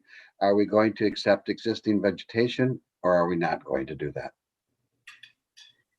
In my mind, I don't see that as vegetation that'll accomplish the need. So I'm not in favor of that. I agree. I just want to have a straw vote so that, when the applicant goes away, he can come back with all the information that he needs. I just want to stress the fact that we have a lighting ordinance. And the lighting ordinance is clear as to what the level of light is at the evening and night. So it has to be turned down to that. So that's all I have. I just want to make sure that he has a good understanding of what we said and where we're at, because we went through a lot of things. We did. So, okay. At this point in time, I think I would entertain a motion for disposition of Milford Miles Storage LLC. Started it, Bill? Okay, so hang on 1 minute, please. I would make a motion to postpone the site plan approval of Milford Miles LLC, McCarthy Drive, and site plan PS 205004 to allow the applicant time to come back with all the information that we've discussed at this meeting. Do I have a second? Second. Wendy, can you do a roll call starting with somebody else other than me? Of course I can. Okay, Kashkarian, Yes, support. Davis, Yes. DeVry, Yes. Rishka, Yes. Mazzara, Yes. Mallon, Yes. Gilo. Yes. Am I asking you, George? Yes, you are. Yeah, I support. Okay. Sounds like we have a motion that is carried unanimously, and we need to get our Milford Miles storage on what's probably not February or not March or February, maybe March. What do you think, Wendy? So I think we need to see how fast he can revise his drawings and be back to us with the adequate information. And, and as well as the consultants following up with that information. So it potentially could be the end of March, but it could be April. Depends upon how fast you go. Yeah, February, I think, is out of the question because February is already overbooked. Yeah. Yeah. All right. I March agree. Isn't March also booked? Yes. Can we not specify a date? Yeah. Yeah, I think we need to, just we need to get the work done. You're right. We need to get the work done. Let's not set a date. So Wendy, it's not a public hearing. So when does the applicant have to get information? What date? By what day does the applicant have to get information back to you? If he's wanting to be at the end of March. In any then month. If he wants to be in February, he can get it. There then. is Isn't no enough time. date, Bill. Wendy. It depends on the review time from, he submits his revisions, then we send it to the consultants. We can't guarantee their time to re-review. I'd suggest a 90-day postponement, and then if he's ready sooner, he can always come back sooner. So he You has. don't need to assign a time Right. frame to your postponement. You can just postpone. Correct. So when Okay. the materials are submitted to the township, it's up to the applicant understanding that there's going to need to be a review period and then time to get to the planning commissioners. Wendy and Sri can work with the applicant on how that timing would work on a month-by-month basis, but you don't need to assign a time to your postponement. Okay. Thank you. Thanks. All right. Can we move on now to the traffic study training? Can I interrupt for just 1 minute? Sure, Wendy, of course. Mark has his hand up, Mark Jewett. And Mark, I'm going to be in touch with you by Monday with a list of things just to help guide you through what all you need to do. That's excellent. And my hand was up just to say thank you all. I appreciate the fact that you put this together and were willing to hear it tonight. Glad to be of assistance. Thank you all. Okay. Night. Thank you. All right. Okay. Bree, are you going to take us through the traffic study training?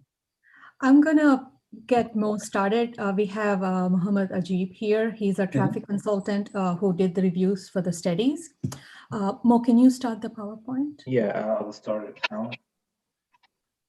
1 second. I just wanted to mention one thing though. The intent of today's presentation is not to present all the findings from both PUD traffic studies, but to help you understand how to read and how to what a table means or how to understand the traffic studies so that you can go back and, when you look at it, it makes sense. We did contact the applicants and they are aware that they need to make a video presentation and a proper presentation about their findings when their plan is on the agenda. So there will be an opportunity where we'll get into more detail about individual traffic findings, but this covers how to understand the study and general overview of what the summary of improvements are. So with that, I will let Mo take you through the steps and then I'll chime in if I need to. Thank you. Okay. Can you see the PowerPoint now, everyone? Yep, we can see it. Okay. Yeah, so basically, as Sri said, we're just gonna talk about like few key items that you would see typically in traffic studies. That I think it would help you understand how traffic engineers reach conclusions and improvements and how they try to fix the level of service and delay from bad to acceptable. So I'm going to start with this. These are the items that we going to talk about, and feel free to ask any questions. Well, how can I go back? It's okay.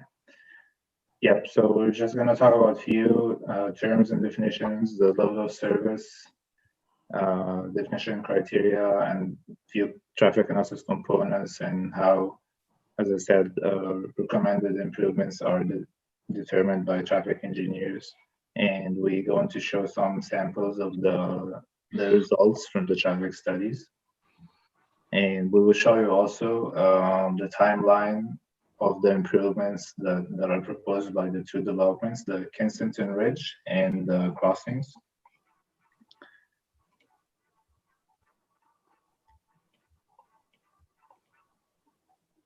Okay, so we put these terms in the PowerPoint just for you just to read, or whenever you go back to the presentation, or maybe if we reference those terms, we can go back and read, or we have a reference to these definitions.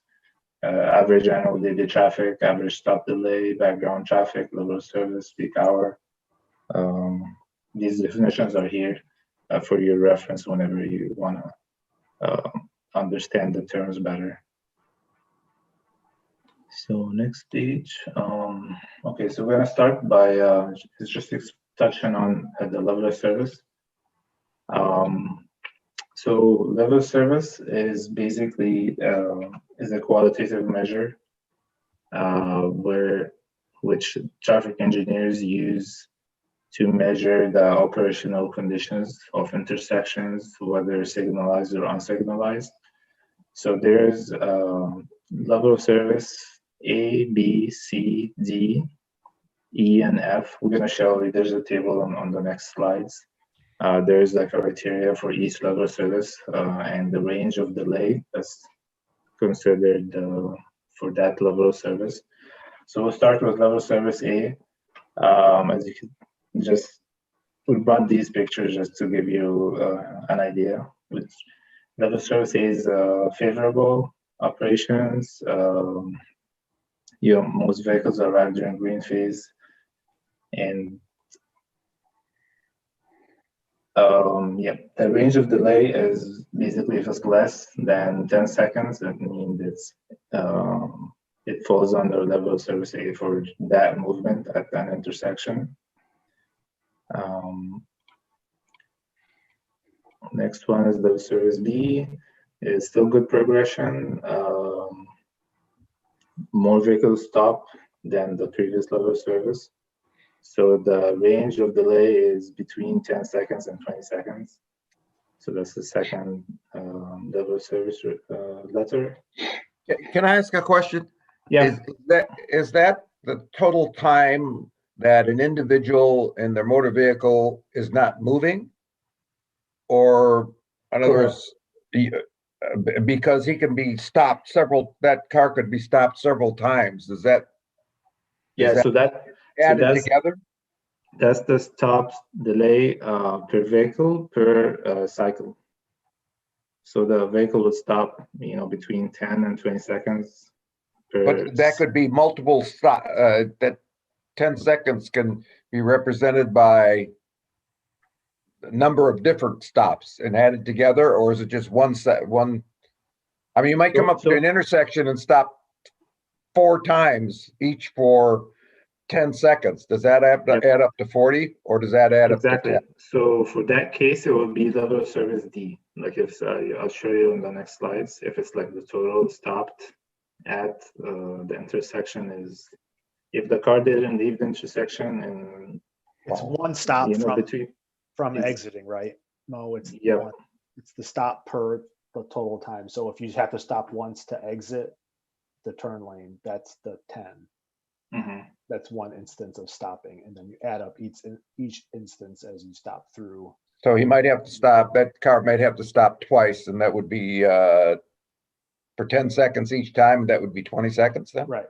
Yeah, that's correct. And then it would fall under like level of service C, or if the total is 40, then it's D, and like that. So I'm going to show you a table next slides. I think it would visualize better. But so as you can see, like from level of service A to go into F, is the progression is slower. Cars stop more. So that's how it works basically. So these are just definitions you can look back into. I'm going to jump to the tables actually. Mo, so the difference between the signalized and the unsignalized looks like the delay is more for signalized and less for unsignalized, right? Yep, that's correct. That's just because, go ahead. Oh, no. You asked why? I was going to say, why is that? It's just that's how they calculated it. Like, the highway capacity manual is where we get this information. It's based on research and data. Probably more likely to have more traffic at lighted intersections where unlighted are more rural. Exactly, yeah, that's one reason. And also driver expectation at a signalized is different than at a stop controlled intersection. So there's multiple factors that play into these numbers. Is a roundabout an unsignalized intersection? No, it's different. It has a different category of like different delay ranges. Okay. Yeah, I didn't cover that in this. Unsignalized would be the exit off of 96 to northbound Milford Road be unsignalized, and the stoplight at Pioneer Trail is signalized. Correct. Any stop controlled is unsignalized, and signal is signalized basically. So the question that somebody else asked me, you're exiting I-96 to northbound Milford Road. You stop, your 3 cars are stopped waiting to make the turn. You stop once for 10 seconds. The car in front of you moves out. You stop again at the stop, and then you moved out. Is that 2 10-second stop or 5-second stops or what?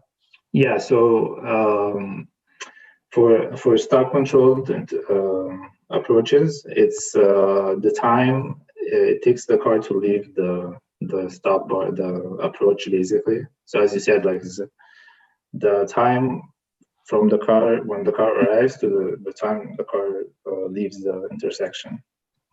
That's the total delay. In other words, if the car stops 3 times and then the total sum of weight adds up to 30, then it will be LOSC. Or if the total time of all multiple stops adds up to 50, then it would be LOSC. Yeah, 30.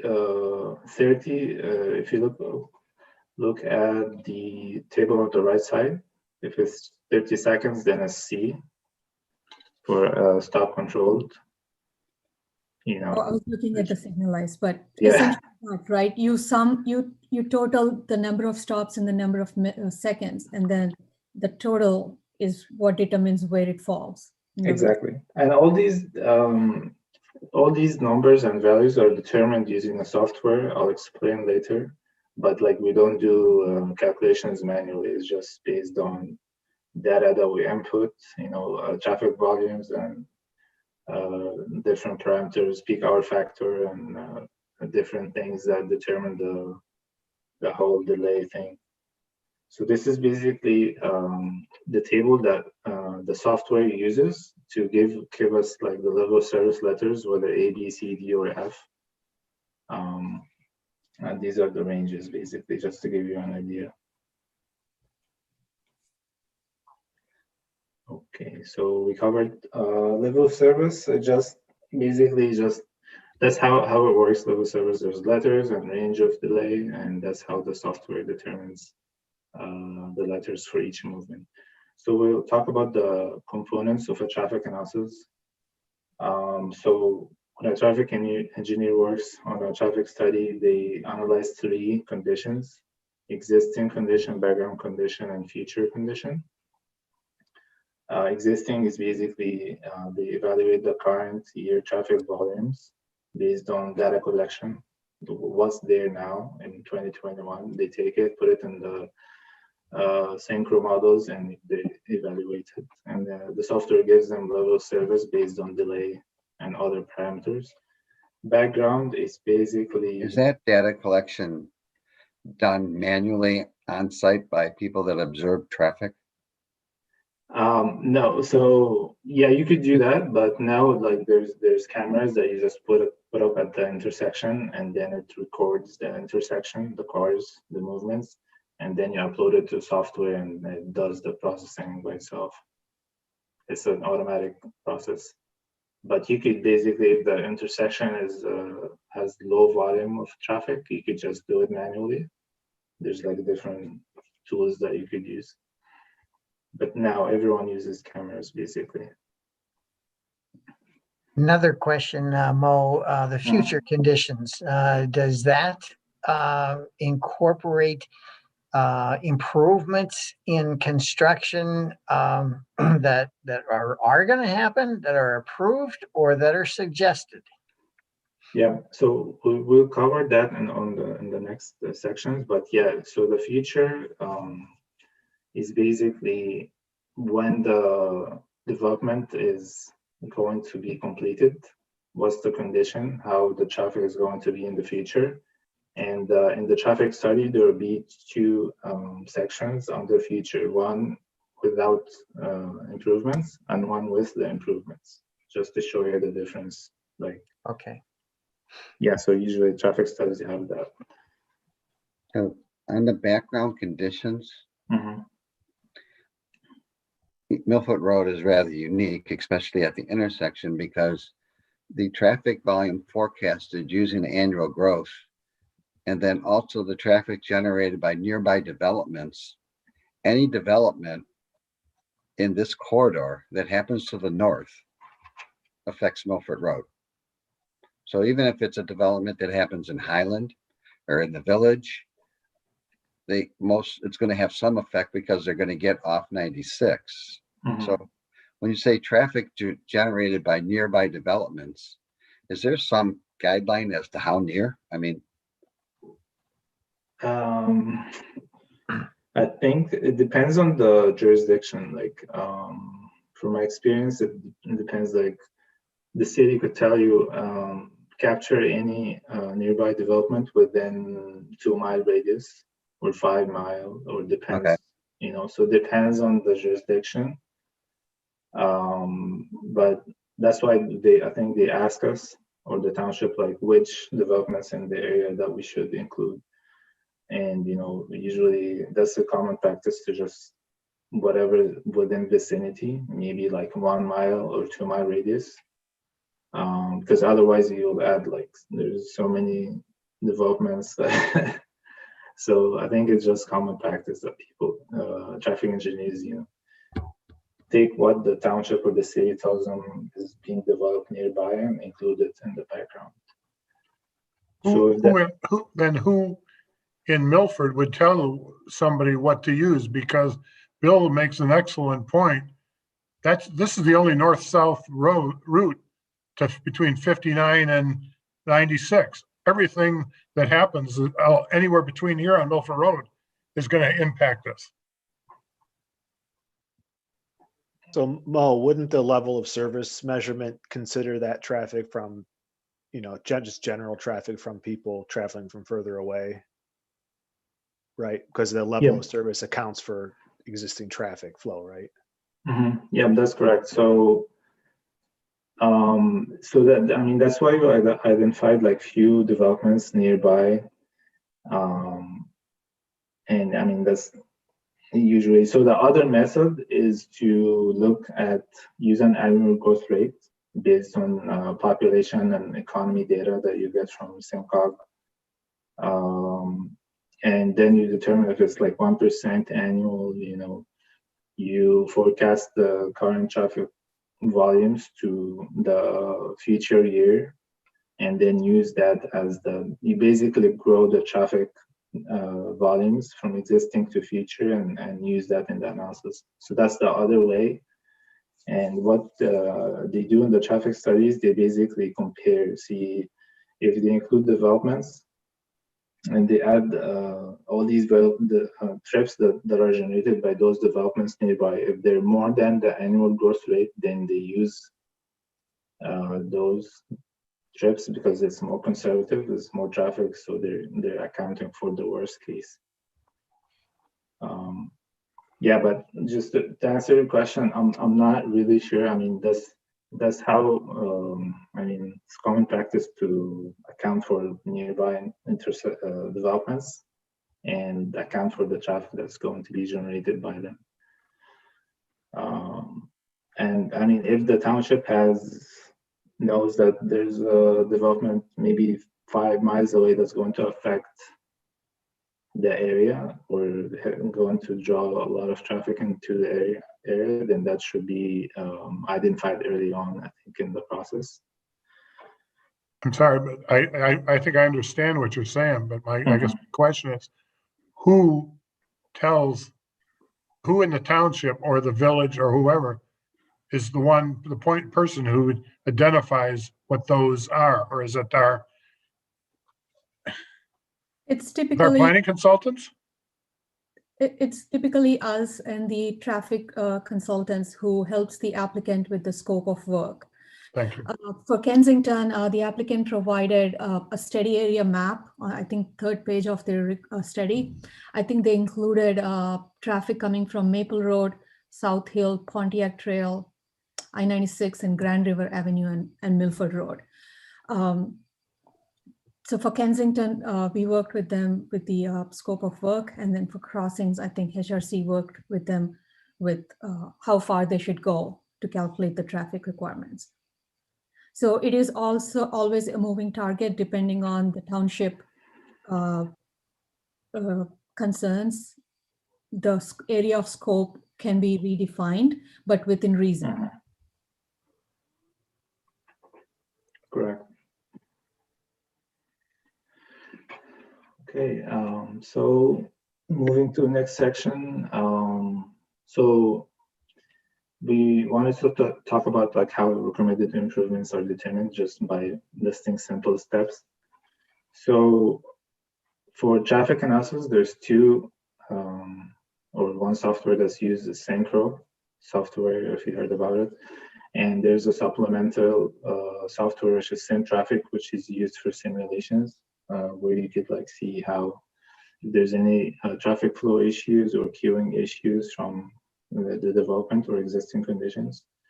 So those are the two softwares that are being used. So after data collection and determining the background trips on all these things, you use Synchro to determine the delay and level of service at each study intersection. And the software automatically determines if it's levels, this movement or this approach is level service A, B, or D based on delay. I'll show you on the next slides. There's an example. But then traffic engineers, the next step basically is to check for the traffic engineer to check if that level service, if it's E or F, that means there's something that they need to improve. But if it's A to D, A, B, C, D, then that's considered acceptable. It's a common practice. So if level service is acceptable, they should, the step number 3 is they check the SimTraffic to see if there's any simulation or any, they check the simulation, check if there's any traffic flow or queuing issues. And then if there's E or F level service or any issues, then they start testing geometrical and signal improvements to improve those issues, whether it's a level of service or queuing or traffic flow. And then next step is just recommending what they tested, and they found that it works to improve the level of service. And then they take these improvements to maintaining agencies and they present it to them. And in our case, I think MDOT and RCUC, they look at those improvements, they see if they would actually work, or I think they tested there, they have their traffic engineers, they run the improvements and see how they go.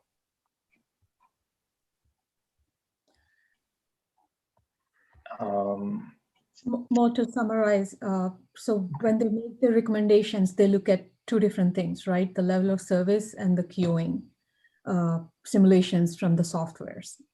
So it's a combination. They look at both things.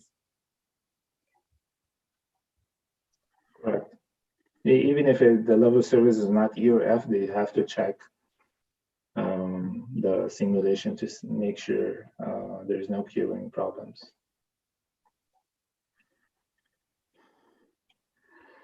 Okay, so now we brought a sample table from each study just to show you, because I'm sure it could be confusing seeing, like on the left side, this table is from Kensington Ridge.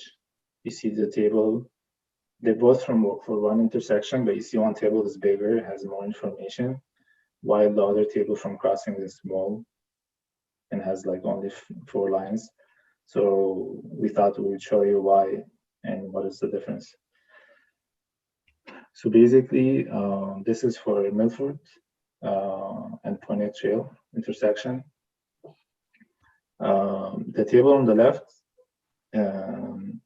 is showing more details, basically by movement. So if you see the first row is eastbound left, eastbound through right.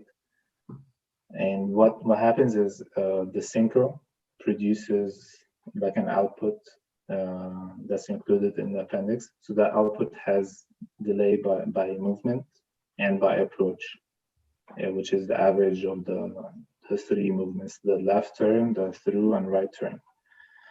So Kensington, what they did, as an example, they included the delay for each movement, as you see in the table on the left, while crossings, they included only the approach delay, like eastbound only, westbound only, which is fine. It's not a huge deal, same results, but just like the way they're displaying the table.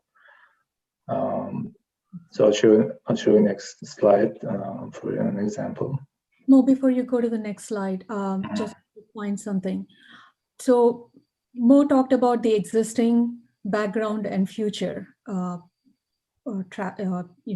conditions, right? So the existing conditions for Kensington and crossings are pretty much similar because it's existing. The values may differ for future and background because they consider different improvements as part of the future and background, depending on the timing. So the findings are similar from both studies for existing. Like if you take an average of all these three, 27.6, 22.9, and 0, you would end up with 27.8. That's why you see one level service F in northbound, but then when you take an average, it's C. I was confused. I don't know if anybody else was. Yeah, I think the way you explain it is correct, but I think like the numbers are going to be slightly different because they're different into two different studies. You know, the delay, like if you do as you said, like take the average of the eastbound left through right from Kensington and average it, it's not going to be the crossings right number because it's just slightly different. Yeah, exactly. It's similar. The concept. Yep. So moving to the next. Okay, so we brought this as an example for you. So this is Kensington, the project, also Pontiac Trail intersection. So what you see on the top left is basically a snapshot from the synchro results. Like there's like a lot of sheets that are included in the appendix. So we just took a few lines to show you how they get the delay and level of service for each movement, and they put them in the tables. So if you could see Kensington, they have delay movement, they have delay by movement for eastbound left through right and for all the approaches, and the level of service underneath, and those are what's included in the table at the bottom. If you see all the numbers and level of service are matching there, so that's how they populate those tables.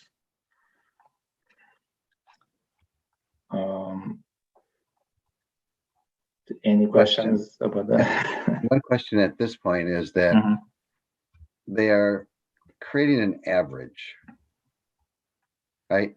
The very end of it, they create an average of all of the intersections. I can't, if you could just move table 1 up a little bit so I can see the whole thing.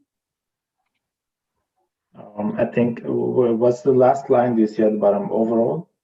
Yeah, and the overall. Yeah, that's the last line. And that's averaging everything together, right? You get a C, that somehow is a mathematical average of all the A, B's, F, and C's and everything else. Yep. And this is a good one because it's Centennial Drive, which is a private road. So obviously, anytime you take a mathematical calculation and factor in a high point and a low point, it doesn't give you the mean. In fact, having it be a private road actually helps the overall rating of the intersection.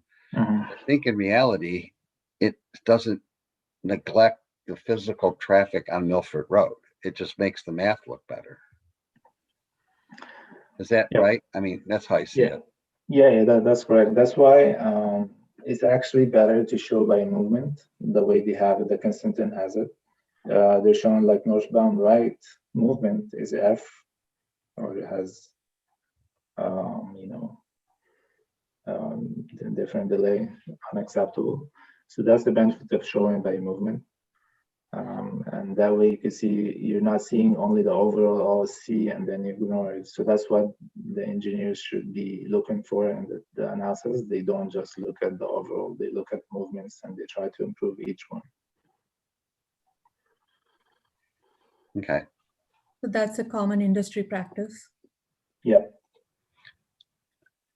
I guess it's a common industry practice. I know that, but I just feel that there's a difference between math and reality. Yeah, definitely. This is the mathematical solution to the problem, but it doesn't really reflect the day-to-day operations of that product. It should be close enough. It should be close enough, and that's okay. Like most of the improvements, if they're widening the road, if they're adding like a new traffic signal, a new traffic signal head, any kind of improvement is based on this type of studies. Like that's the only way some agency will determine, oh, we need improvement. They look at these numbers. So this is the exact same intersection, but I'm showing here the table from crossings traffic study. So you can see here, they're showing only by approach, eastbound, which is at the bottom here. Right. Westbound, northbound, southbound. So that's why I was saying Kensington, the way they have their table is displayed better so you can see. But like the crossings, the engineers, they didn't ignore the F that's there that you see northbound right. It shows the F there. They basically proposed improvements to fix that, but they just didn't show it in the table. Excuse me, can you explain what is that lane group delay? I mean, you highlighted that one there, specifically the 48.4, it's designated as an F, but then you've got the westbound left, which is 48.5, and that's designated a D. I'm just wondering. Yep, that's a very good question. So basically, yeah, lane group delay is the delay paired movement here. So westbound left is 48.5 seconds per vehicle at this movement. So what's happening here, it could be confusing. Why is this 48.4 is less than 48.5, but it's F. So what's happening here, added note at the bottom. So basically when the volume to capacity ratio is more than 1, basically if the volume is more than the capacity at like movement or something, it's automatically F. It goes right away to F in the software. So that's what's happening here. That's why it looks like 48.4, but it's basically also it's a mathematical thing. So that's why you see F, the level of service is not as high. It just seems like that westbound left is actually worse than northbound right in reality when you're driving it. Yeah, I think that in PM, I think PM that happens. Oh, this is AM. I'm sorry. Okay. Yeah, Gotcha. this is AM. I'll show you Okay. next slide that has both. I think AM, PM. Yep. So let's move to the next one. Yep. So this is the PM. So what we're doing here is we want to show you the difference between existing delay and feature. Sorry, they're both existing. One without improvements and one with improvements.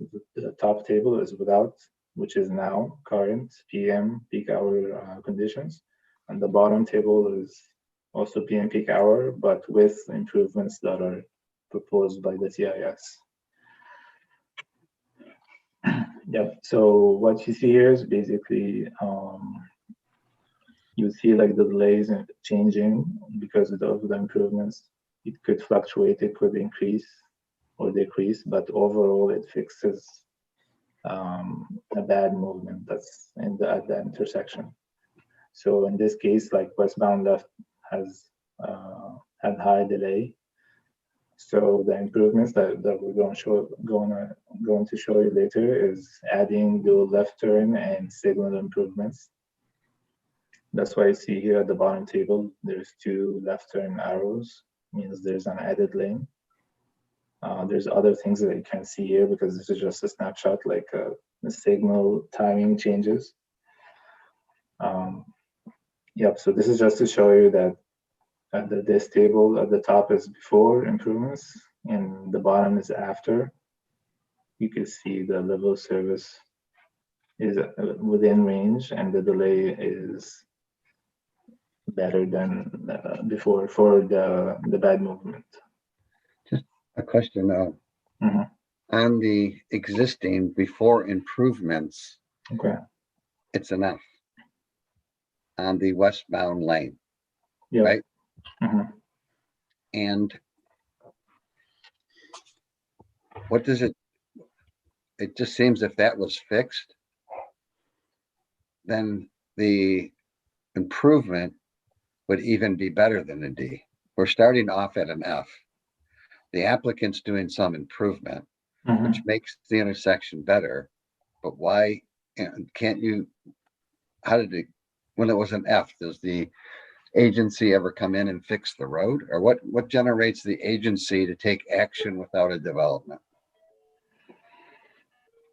That's a good question. It really depends. Yeah, it depends on the agency and what improvement programs they have in place. Like an intersection could operate at F, like what's happening now at the ramps, basically. The ramps are level service F, but the MDOT, they have planned improvements. I think we're going to show you on one of the slides, the next slides. They have planned improvements, but they don't fix it now. Yeah, I think it depends on like the budget and whatever. Depends on the sequence of projects they have, the priority of projects they have. So I think it depends on the agency, what factors they have, the money, I think, the budget, I mean. Their CIP plan. Yep, exactly. So there could be like existing really bad conditions, but they leave it until there is enough budget or something. Or a development comes in and fixes it for them. Yes, exactly. And that's where we have difficulty again, is because we just happen to be the first community out of the pipe. So we get all of the traffic, regardless if it's a development in our community or not. So, okay. One more little question on this chart. You look at eastbound left, traffic didn't change, and yet the improvements made it worse, doubled the weight. I'm guessing that's timing on the signal? Correct, yeah. Okay. So what's happening here is they try to allocate more time to the affected or the worst movement. So that's what's happening. The westbound is getting more time, or maybe northbound is getting more time. So it affects the other movements, but it's not bad. Like if you look at the simulation, it still functions okay. Okay, I'm gonna jump to the next. Sri, you wanna talk about this one? So the Kensington applicant provided some exhibits to help us with the presentation. This is one of them. This just provides context of the major developments around that intersection. So we have the Kensington Ridge and crossings, and then during the second review, we asked them to include Robertson Brothers as their background traffic. So Kensington included crossings and Robertson Brothers as their background traffic. Crossings didn't do that with Kensington or Robertson, just because the timing of the improvements and such. So though, but yeah, just this one is just mostly to give you a context of, you know, the developments and then the street network around that. This slide, I think more let's go in, you know, one at a time, because if you show all at the same time, it can get a little bit overwhelming. So this is our attempt to provide you with the timeline, you know, like visually what you've seen in forms of tables before. So Mo, do you want to? Yeah, so basically we're focusing on one intersection also, the Milford Pontiac Trail. So basically this is kind of a timeline. The arrow starting from the left is now 2020, and is going to go to the future year of the I think Kensington project. Yep. So what we're showing here is basically what improvements each development is proposing and at which time. Just a small correction. Does it include the improvements they're proposing or the improvements they're recommending? Recommending. Yeah. So they're not proposing to do everything, but they're just saying that these are needed. Recommended, yeah, based on the traffic study.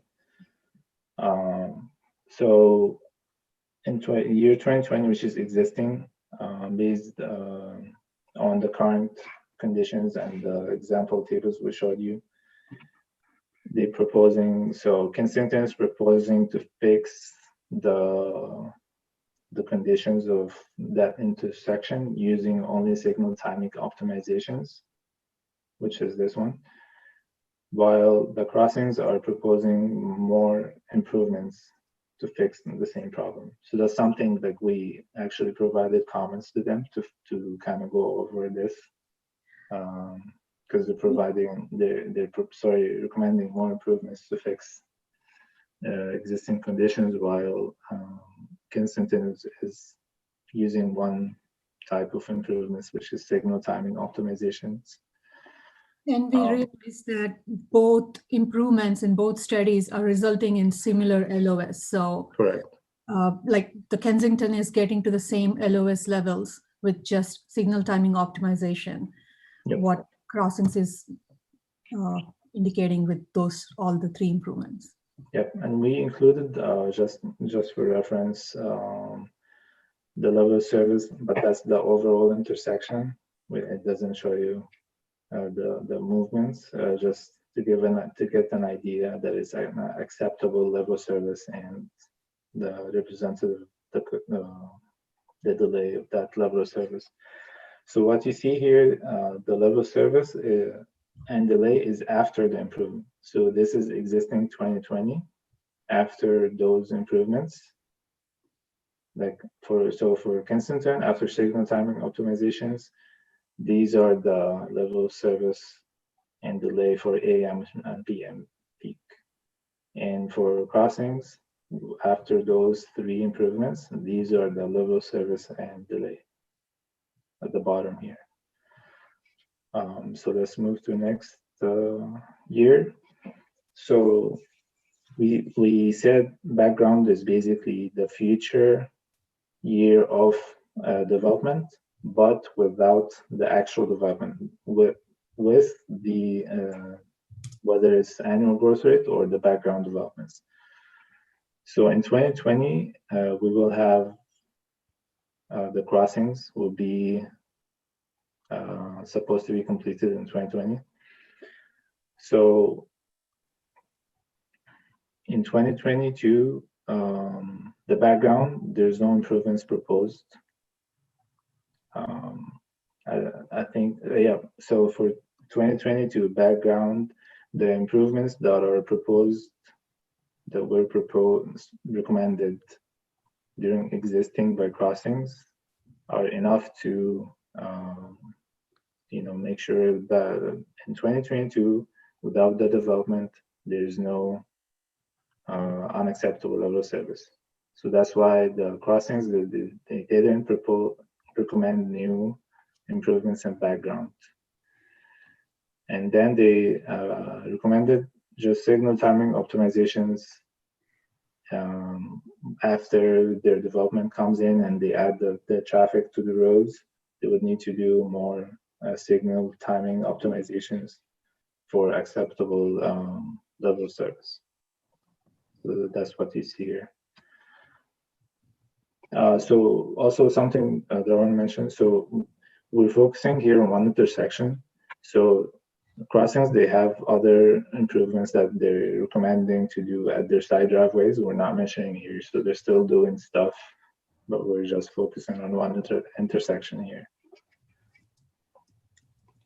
Next year is, so in 2022, crossings is going to be supposed to be completed if everything goes. So next year in the analysis is 2024, which is the year that phase 1 of Kensington is going to happen. So we asked them to have 2 years to divide the development into 2 phases. First phase 2024 and 2030 is the second phase. So the same idea in 2024 background conditions, which is without the development yet. Kensington recommended these improvements to have acceptable level of service. And the same, that's how it goes, basically the timeline. It shows you what's happening at this time and what improvements were recommended. So future Kensington phase 1, which is in 2024, no recommended improvements at this intersection. They have recommendations at other intersections. For 2030 background, there's a bunch of recommended improvements also that's supposed going to provide acceptable level of service. And that way, so is it clear for everyone like how this chart works, the timeline?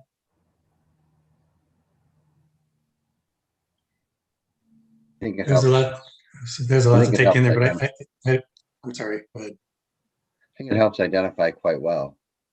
But I think it'd be nice to see the same chart if Oakland County doesn't do their share of the recommendations. So what if Oakland County doesn't do, and NDOT, both don't participate in the recommended changes by the consultant's engineer? Then what does it look like? Is it hard to do something like that? Can reach out to the applicants and ask. Yeah. The applicant put this together, or? No, we put this together, but to understand the level of service, they need to run.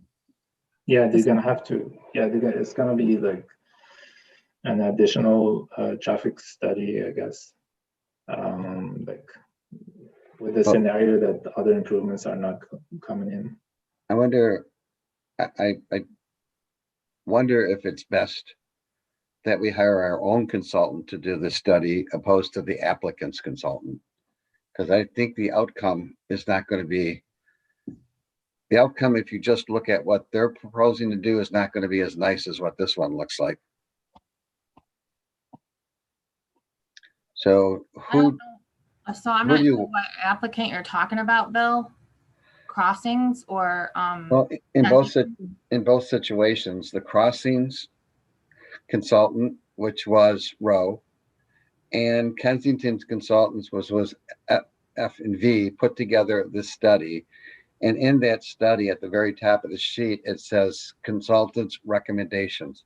We did a real nice job of putting them into 2 columns. So if we take that information and just admit to ourselves that Oakland County is not in a position to do those improvements, and we only concentrate on the improvements that the study shows Milford Crossing is going to do and what Kensington is going to do, what is our intersections going to look like? I do want to point out one little thing though. The timeline is different from both developments. Like the crossings only go till 2023 at Yes. max. Yep. Kensington goes further because it's a phased development. So that's But one. even as it gets phased out, and Kensington is working on the project by themselves, then there are recommendations that were made by F and V, and not all of them are going to be done by the Kensington development. They're still looking for some of those improvements. I don't have the list in front of me right now. Some of those improvements in the final phases of Kensington are not going to be completed unless some other agency does them. Is that right? Yeah, I think that's I think that's correct for especially existing conditions. Yeah. But I think did they mention something that they would be willing to contribute? I don't remember. Yeah, I think they. We do have that table in this presentation. Yeah. Maybe after we're done with all the other general items, we can pull the table and talk about that. But Yeah, it's getting late, so I don't want to do it all now, but I just think this is very helpful to understand in a graphical form how good it could be if everybody pitched in and did their share. Exactly. But I don't think that's going to happen. This is just best case, isn't it? this is best case. Yeah. This certainly isn't going to happen by the time we presumably go for a decision or a recommended decision to the board. We're not going to get Oakland County or somebody to sign up to doing this stuff by then, I shouldn't think.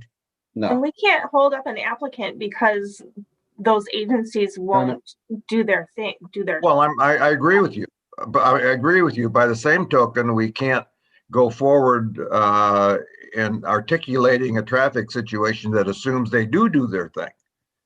I mean, I think we have to go forward with what we think, what it's agreed that the applicants would do.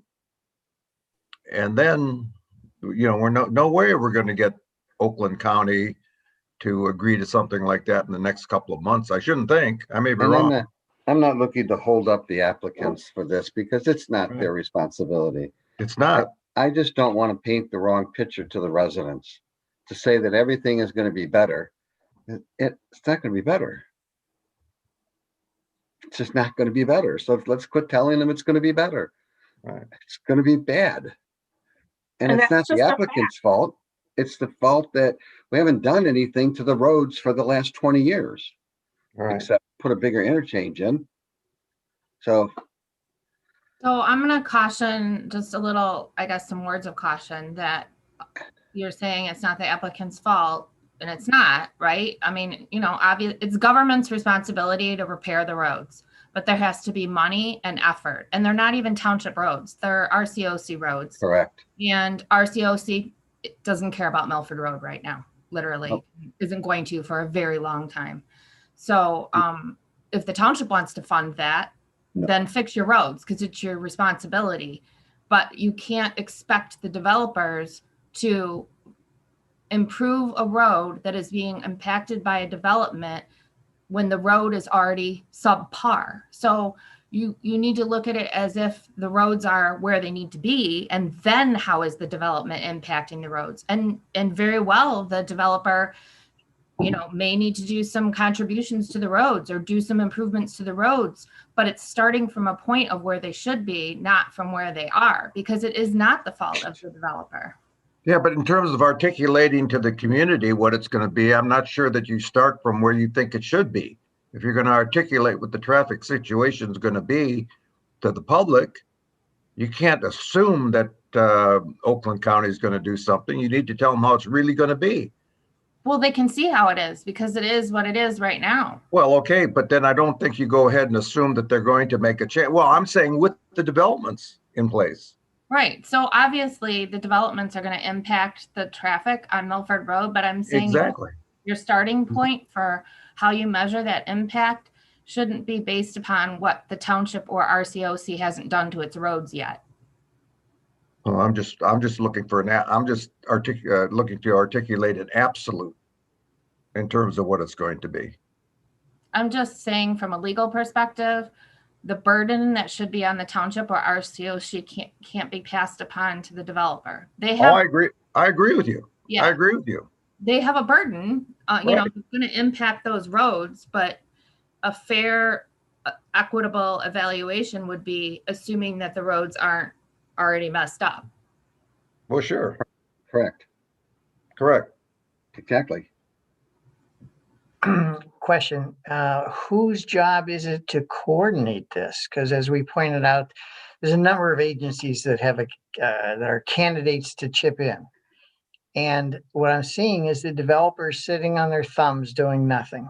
Well, RCOC just yesterday said, we've received your information. We're going to file it in the circular file and we'll get to it one of these days. Right. Yeah.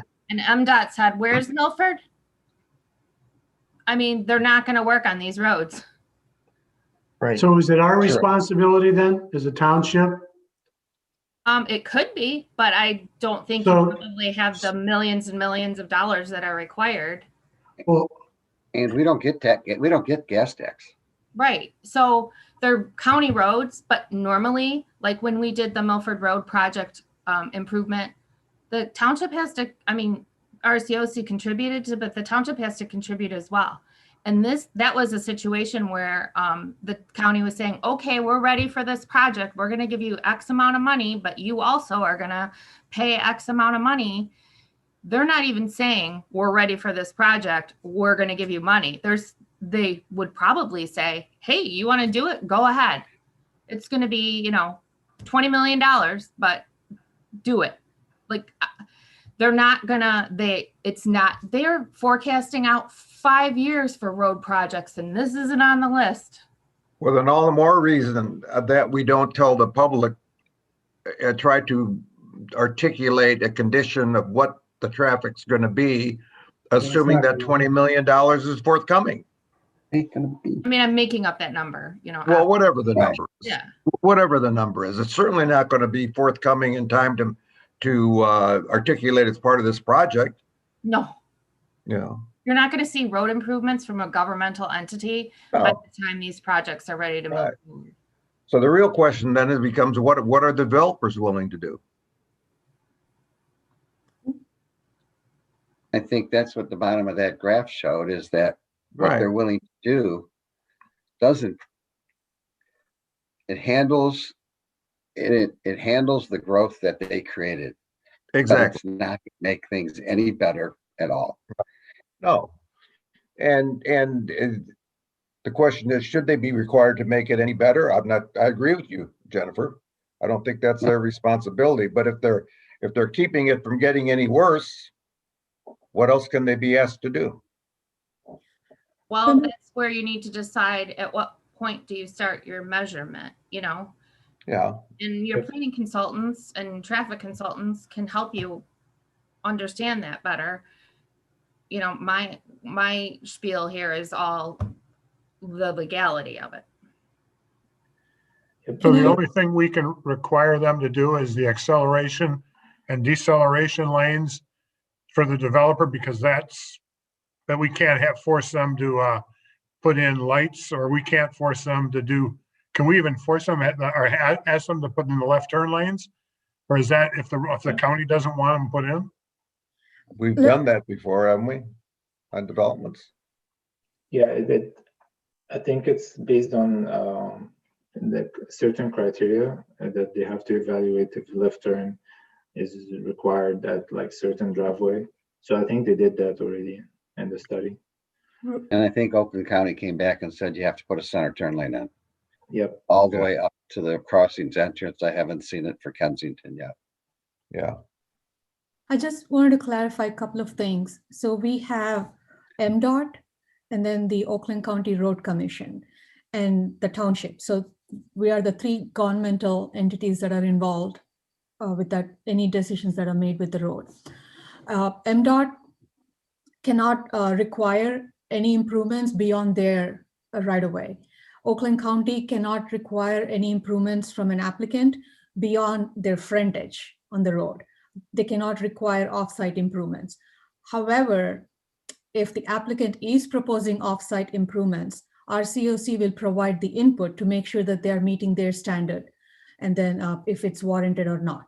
For example, the signal, if hypothetically, that is not happening here, but if the applicant is proposing a signal off-site, MDOT will look at the thresholds to see if it meets, if the, is it the trips or the level, there's a threshold that says if you exceed it, you need a signal. So RCOC will look at that and say, okay, you need one, we agree with you, or we don't agree with you, you don't need one.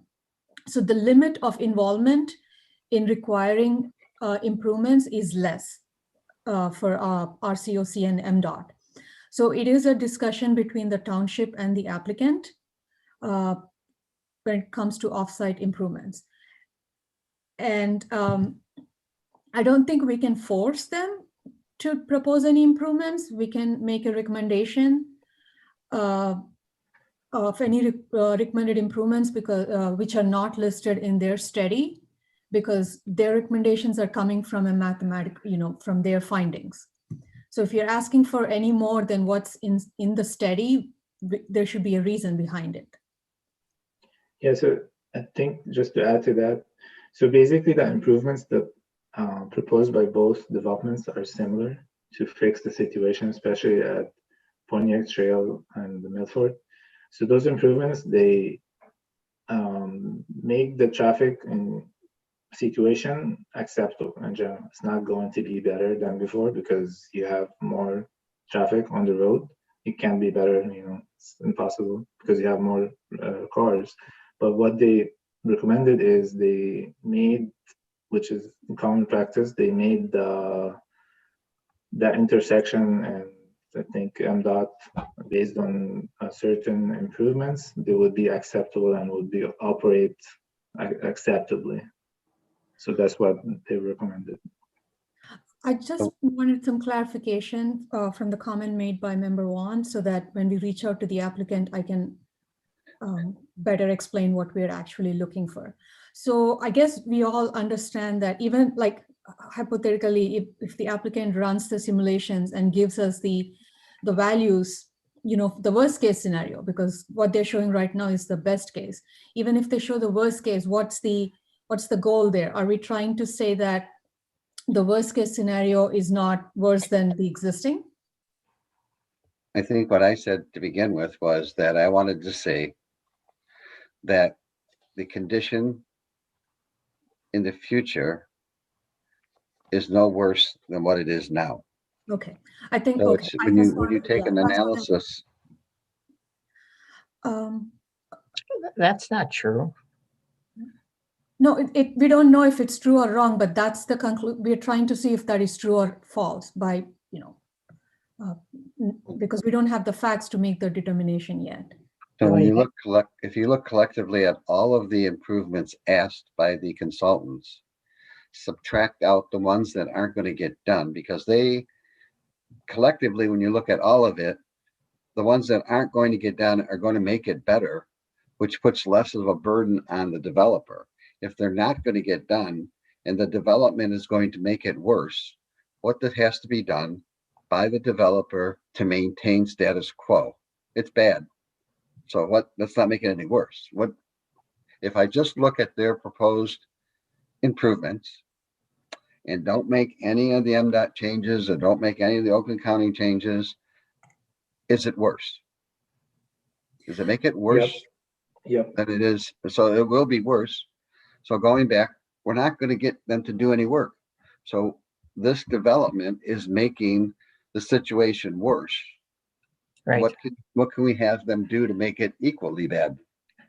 I want to bring back attention to what Jennifer mentioned before, that some assumptions are valid, that, we will be bringing the developer to make an assumption that, the existing conditions are an average level, not subpar. And some of the reasons that are contributing to the worst conditions are because the existing conditions are not average, they're below average.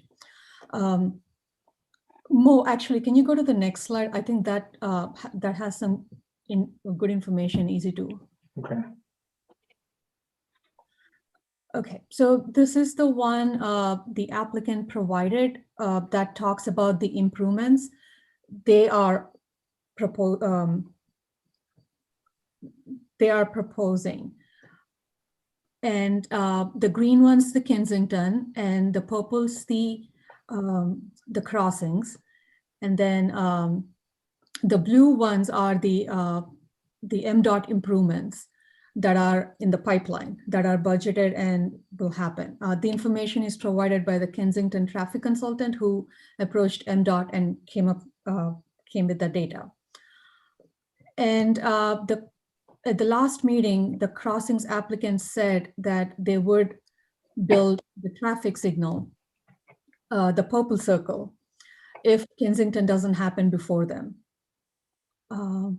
But Kensington hasn't, but then they said if the Kensington happens with them, there might be a cost sharing agreement between those two, but I don't believe Kensington's on the same place as them. And then the item in orange in the purple box that talks about the dual left turns are the recommended improvements in the crossing study, but then Crossings is not proposing to do it. That's the only clarification I have so far. Yeah, but So that's the one that Oakland County is proposed to do by the developers? The dual left turns? Yeah, the one that says Road Commission for Oakland County. So Dual the left reason why, turn. right. So that's the one that wouldn't happen. That's the one that wouldn't happen because the applicant is saying that that is warranted based on the existing conditions. So it's Oakland County's responsibility. So if the traffic study was redone to pull that out, what would be the results? We don't know those numbers now. We understand that you are interested in knowing those numbers. It's already F. It's going to be at least F. Yeah, yeah. I'm thinking like F minus, maybe a G. And they're saying they don't have to do it because it's caused by existing conditions and not caused by their development. Is that correct? Yes, that's so we don't have to make them do that, or we can't. We can't ask them to do that. Correct? Or Ask them. we are So I waiting. think- I think we defer that to the Oakland County to see if that's warranted.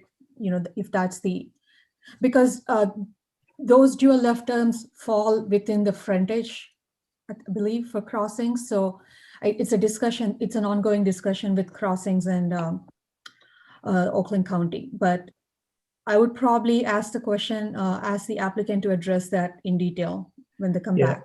I think we need to go back to the applicant, the traffic engineer, because they proposed, so basically Kensington, as I showed you in the previous slides, they proposed to fix the existing conditions at Pontiac Trail with signal optimizations only. They didn't recommend the dual left turn. So it's basically you could kind of fix the situation without dual left turn for existing. So I think that's what one of the comments we sent Crossings, one of the last comments that, hey, why are you recommending dual left turn during existing? While you can fix it without dual left turn. So that's something I think we need to circle back with the applicant, because it could be pushed to the future 2022, which is the crossings. That's when the dual left turn is actually needed. So I think I probably should go back a few slides to explain that better.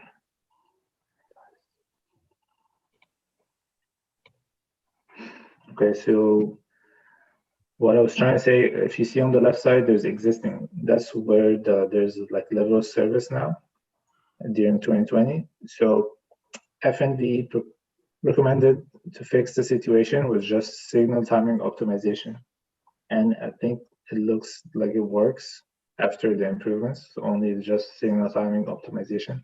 But what happened is the crossings, they added a bunch, or these improvements like westbound do a left turn and phasing and the timing. They're saying that it's needed during existing. So that's the last communication with them. We told them to clarify this and like, why are you recommending these improvements now? So if the intersection could be fixed using signal timing optimizations as FNV shows, then the dual left turn lanes and the phasing should move to future. Okay. When the crossings is, you know. Yeah. So that's, I think, I'm not sure if we waiting to hear back from them about that, or what did they say? We, after the last planning commission meeting, we shared a long list of comments from the meeting with the applicant, and this is one of them. We asked the applicant to reach out to us to get into details how the study should be revised. We haven't heard back from them yet. May I ask, particularly, I guess, Mo, a detailed question? When you look ahead at the impact of these developments, how do you look at the nature of the development? What I mean by that is to me, the crossings screams that they're targeting young newlyweds, and the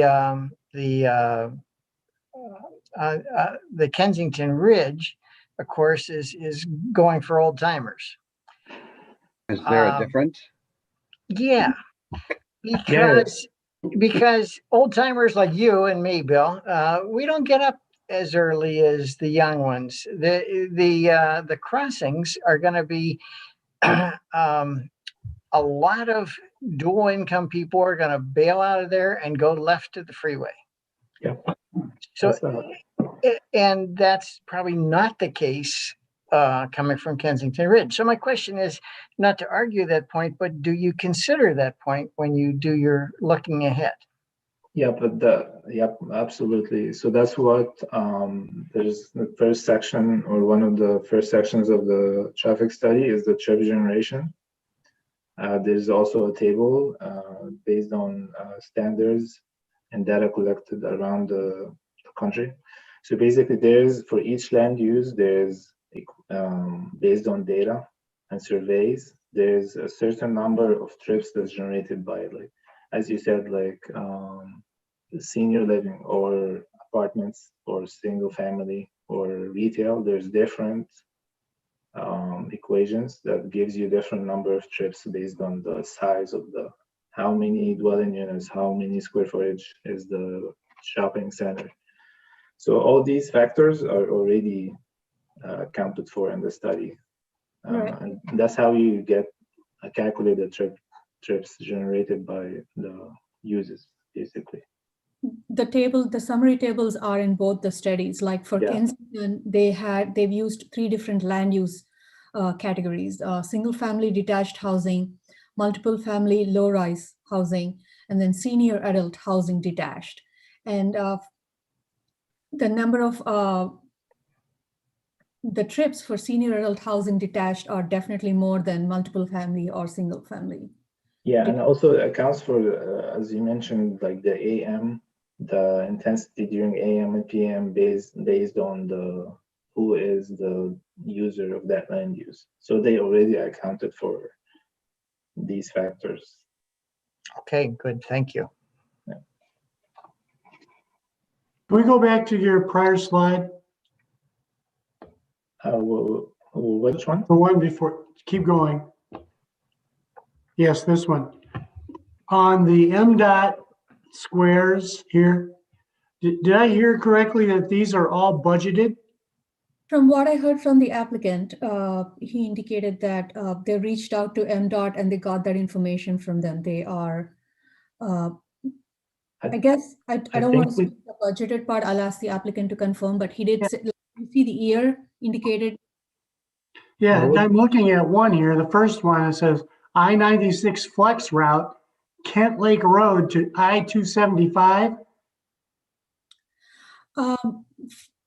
The I-96 westbound ramp, I think the reason for that improvement was mainly because of the safety concerns and the number of accidents that are happening at that intersection. I think the ramp right now comes and meets at an angle. They're now realigning it to make it a 90-degree angle to fix the safety issues at that corner. Yes, Shreve, I'm talking about the blue block above that. What is that? The flex. Yeah. Flex route. I'm not, I think we need to check that, but also I want to mention, so those. Yeah, that's a significant capital improvement, isn't it? From Kent Lake Road to I-275, and they're putting in a flex route? I mean, that's happening this year and next? I'll ask the applicant Yeah. to provide a clarification. Yeah, I think we need to just to double check those because the applicant provided this, so there might be Yeah, well, like inconsistency, and also yeah, I would like to understand if that's just a proposal or if that's a budgeted item. yeah, I'll check Items, excuse me, items. Yep, and also the traffic signal at the ramps, it says under review. He's saying under review. That doesn't mean it's budgeted. So we need to check that. Okay, thank you. That's budgeted. I think we're done with the slides, right, Mo? We just Oh, excuse me, I had one question. If you could go back or go forward another slide. This one? One more, I'm sorry. timeline. So in all these, when you're looking at all these numbers that are characterizing the level of service, they're all based on the time through signals or through an intersection, right?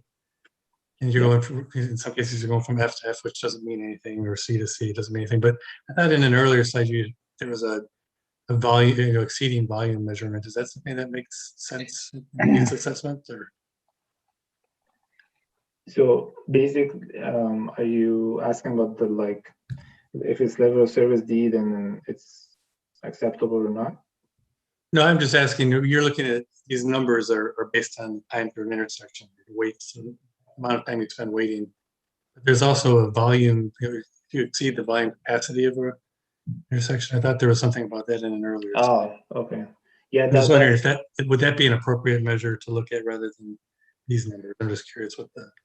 No, it's a case by case situation. So if the volume to capacity ratio is more than one, it's just something, it's like a parameter. Okay. Kind of like a rule. If it's more than one, then that movement is level of service F, even if the delay is not in the range of F, it's still considered F. Okay. Thank you. Yep.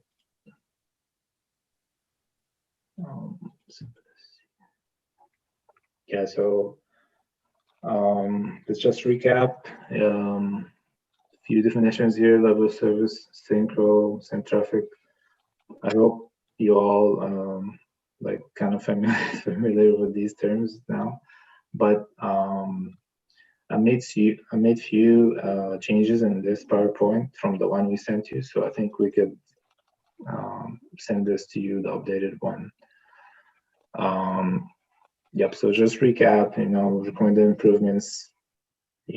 Are basically done or proposed by the traffic engineers after evaluating a bunch of things: delay, level service, operations, and next steps here. I think this discussion need to be done between the agencies, maintaining agencies, the township, the county, and MDOT, and the applicants. So I think a lot of coordination. Yep. So I just added this basic conclusion saying that with any development, there are definitely going to be increased traffic volumes. But what we try to do as traffic engineers is we try to improve any unacceptable conditions based on level service and delay and the simulation model. We look at all these things and we try to make the situation acceptable. So, and typically it works with additional, like the new traffic that came from the new development.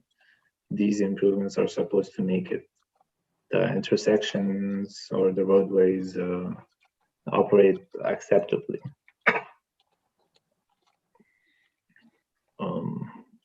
Yep, so with that, I think, so we included few things at the back of the PowerPoint, just for reference. We, I think, discussed these tables with you in other previous meetings, so, but we just added them for reference if you want to go through them later.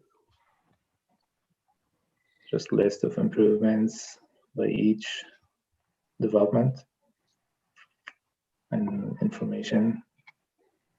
And also I added a lot of text. That's how we summarized each level of service. And we just picked a few sentences, but if you want to read more, you could look at the references and what each level of service means. This one, another one. Yep. So any more questions? No. Thank you. So I think, my opinion, next step is basically figuring out the improvements with the agencies and the applicants. I think that's next step. Thank you. I think this has been very helpful. Mhm. Oh, I know this was a workshop for the Planning Commission, but I learned a lot too. I just have a quick question. So based on your review for both the studies, do you think are the studies falling short of any standard, the industry standards or the way, it's typically done with the way they made the recommendations or consider the existing traffic? Things like that. No, I think they followed the typical procedures, and as we try to show in this PowerPoint, there's like few steps that traffic engineers follow to determine what improvements are needed and how they try to improve level service E and F to D, at least D, and that's considered by industry standard acceptable. Yeah, I think they followed the typical steps. Just I think we mentioned they have to fix something with those improvements and kind of justify why they, for crossings specifically, why they have more recommended improvements in existing conditions. Thank you. I was just curious. Like I know with Kensington, we did work on the background and of future and the existing improvements, and the assumptions they made that RCOC will do some things and MDOT is doing that is something developers do, we will reach out to the applicant and see if they can give us a worst case scenario to understand that better. But the best case scenario, what they've shown, is what we typically see as a traffic consultants in the studies. Can I make a quick comment, please? Sure, go ahead, Wendy. I did go to the MDOT website. They do have a conversation happening regarding the flex lane from Kent Lake to 275. Oh, that's good news. It'd be interesting. Okay, Hey, I think. May I ask one more question? I hate to at this time of night. Yeah, I know. Go ahead, Miles. Have at it. Mo, you made a comment that traffic circles are rated in another way. At the risk of bringing up a big subject, is there any point at which traffic circles or roundabouts are suddenly on the table and up for consideration? I mean, I think they cost a lot, so I think that's part of it. Like, they cost a lot of money because you have to take more space to build the entire thing, and a lot of I'm sure infrastructure work. So that's why I think people try to stick to just changing traffic signal, maybe adding a lane at one approach. But yeah, I mean, it really depends. Like I've seen some jurisdictions, they hate roundabouts. They would never like put one in the city. And some other jurisdictions, they have like 5 roundabouts back to back. So it really depends on what also residents like. Some residents, they hate roundabouts. They don't understand them. They can't like drive through them. Yeah. That would also include maybe additional right-of-way. Yeah, definitely. And that itself is a big hurdle. Yeah. Yeah, but that's the type thing that if you're going to do it, you need to do it before somebody starts building, which is why that discussion needs to get resolved and walked away from before we start building. Yeah, and it's going to require basically another traffic study because they have to, build the entire model based on this round. Forget I said anything then. So applicant's not gonna like that. Okay. That's right away. So even if the applicant proposes, I don't, there must be thresholds or something, right? MDOT has for signals. It's not something, if one proposes, they can build it. They have to justify that one's needed. Yeah. I think that's going to get done in time for this. Anyway, I think we're done with the traffic study training. Ken, do we have any public out there? There is no public on the line at this time, Mr. Chair. Okay, so then asking for public comment is probably not worth it. Do we have any planning commissioner remarks? Let's start with Julie.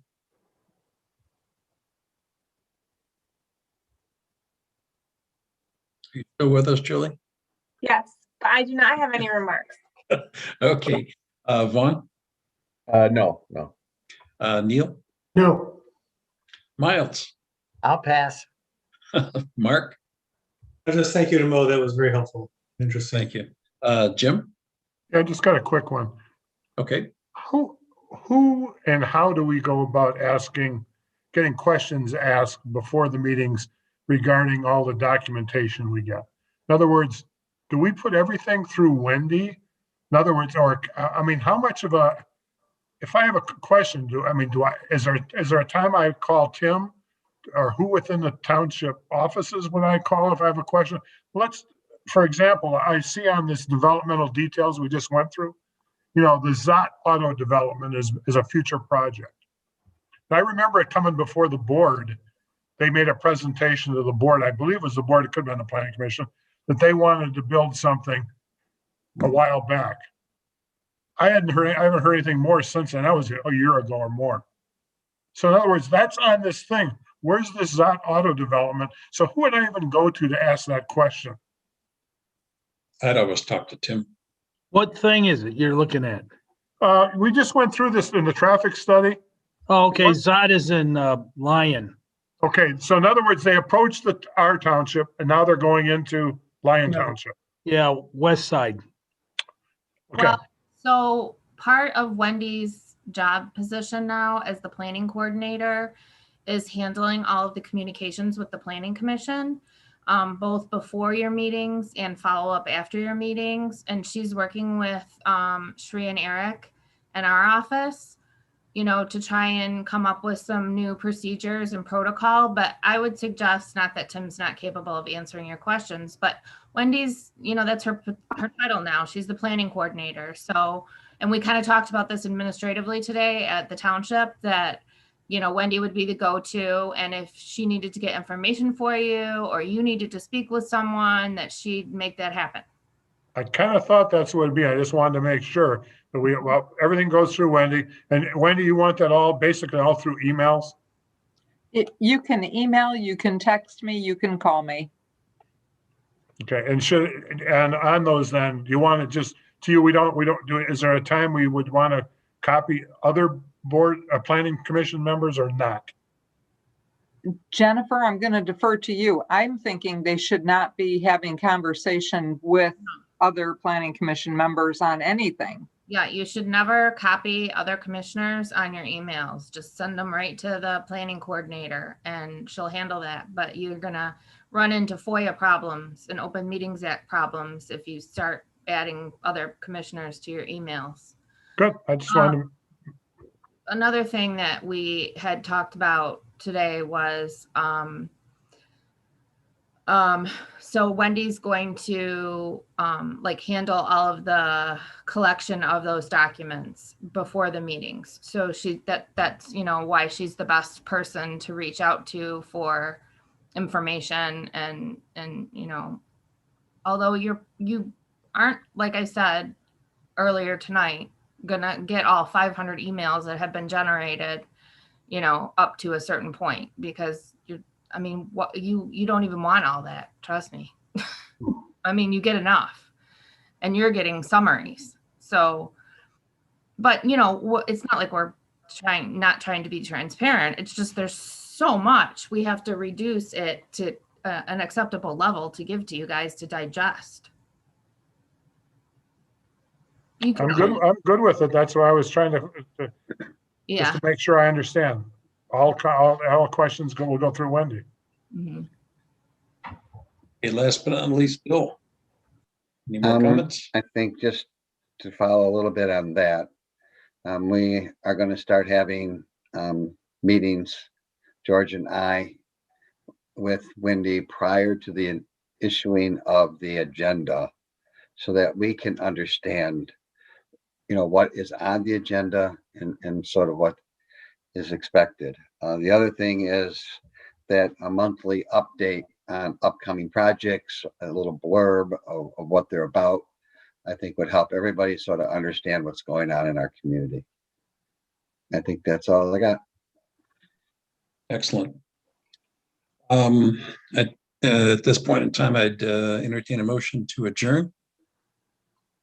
I so move. Do I have a second? Second. All in favor? Aye. Aye. Any opposed?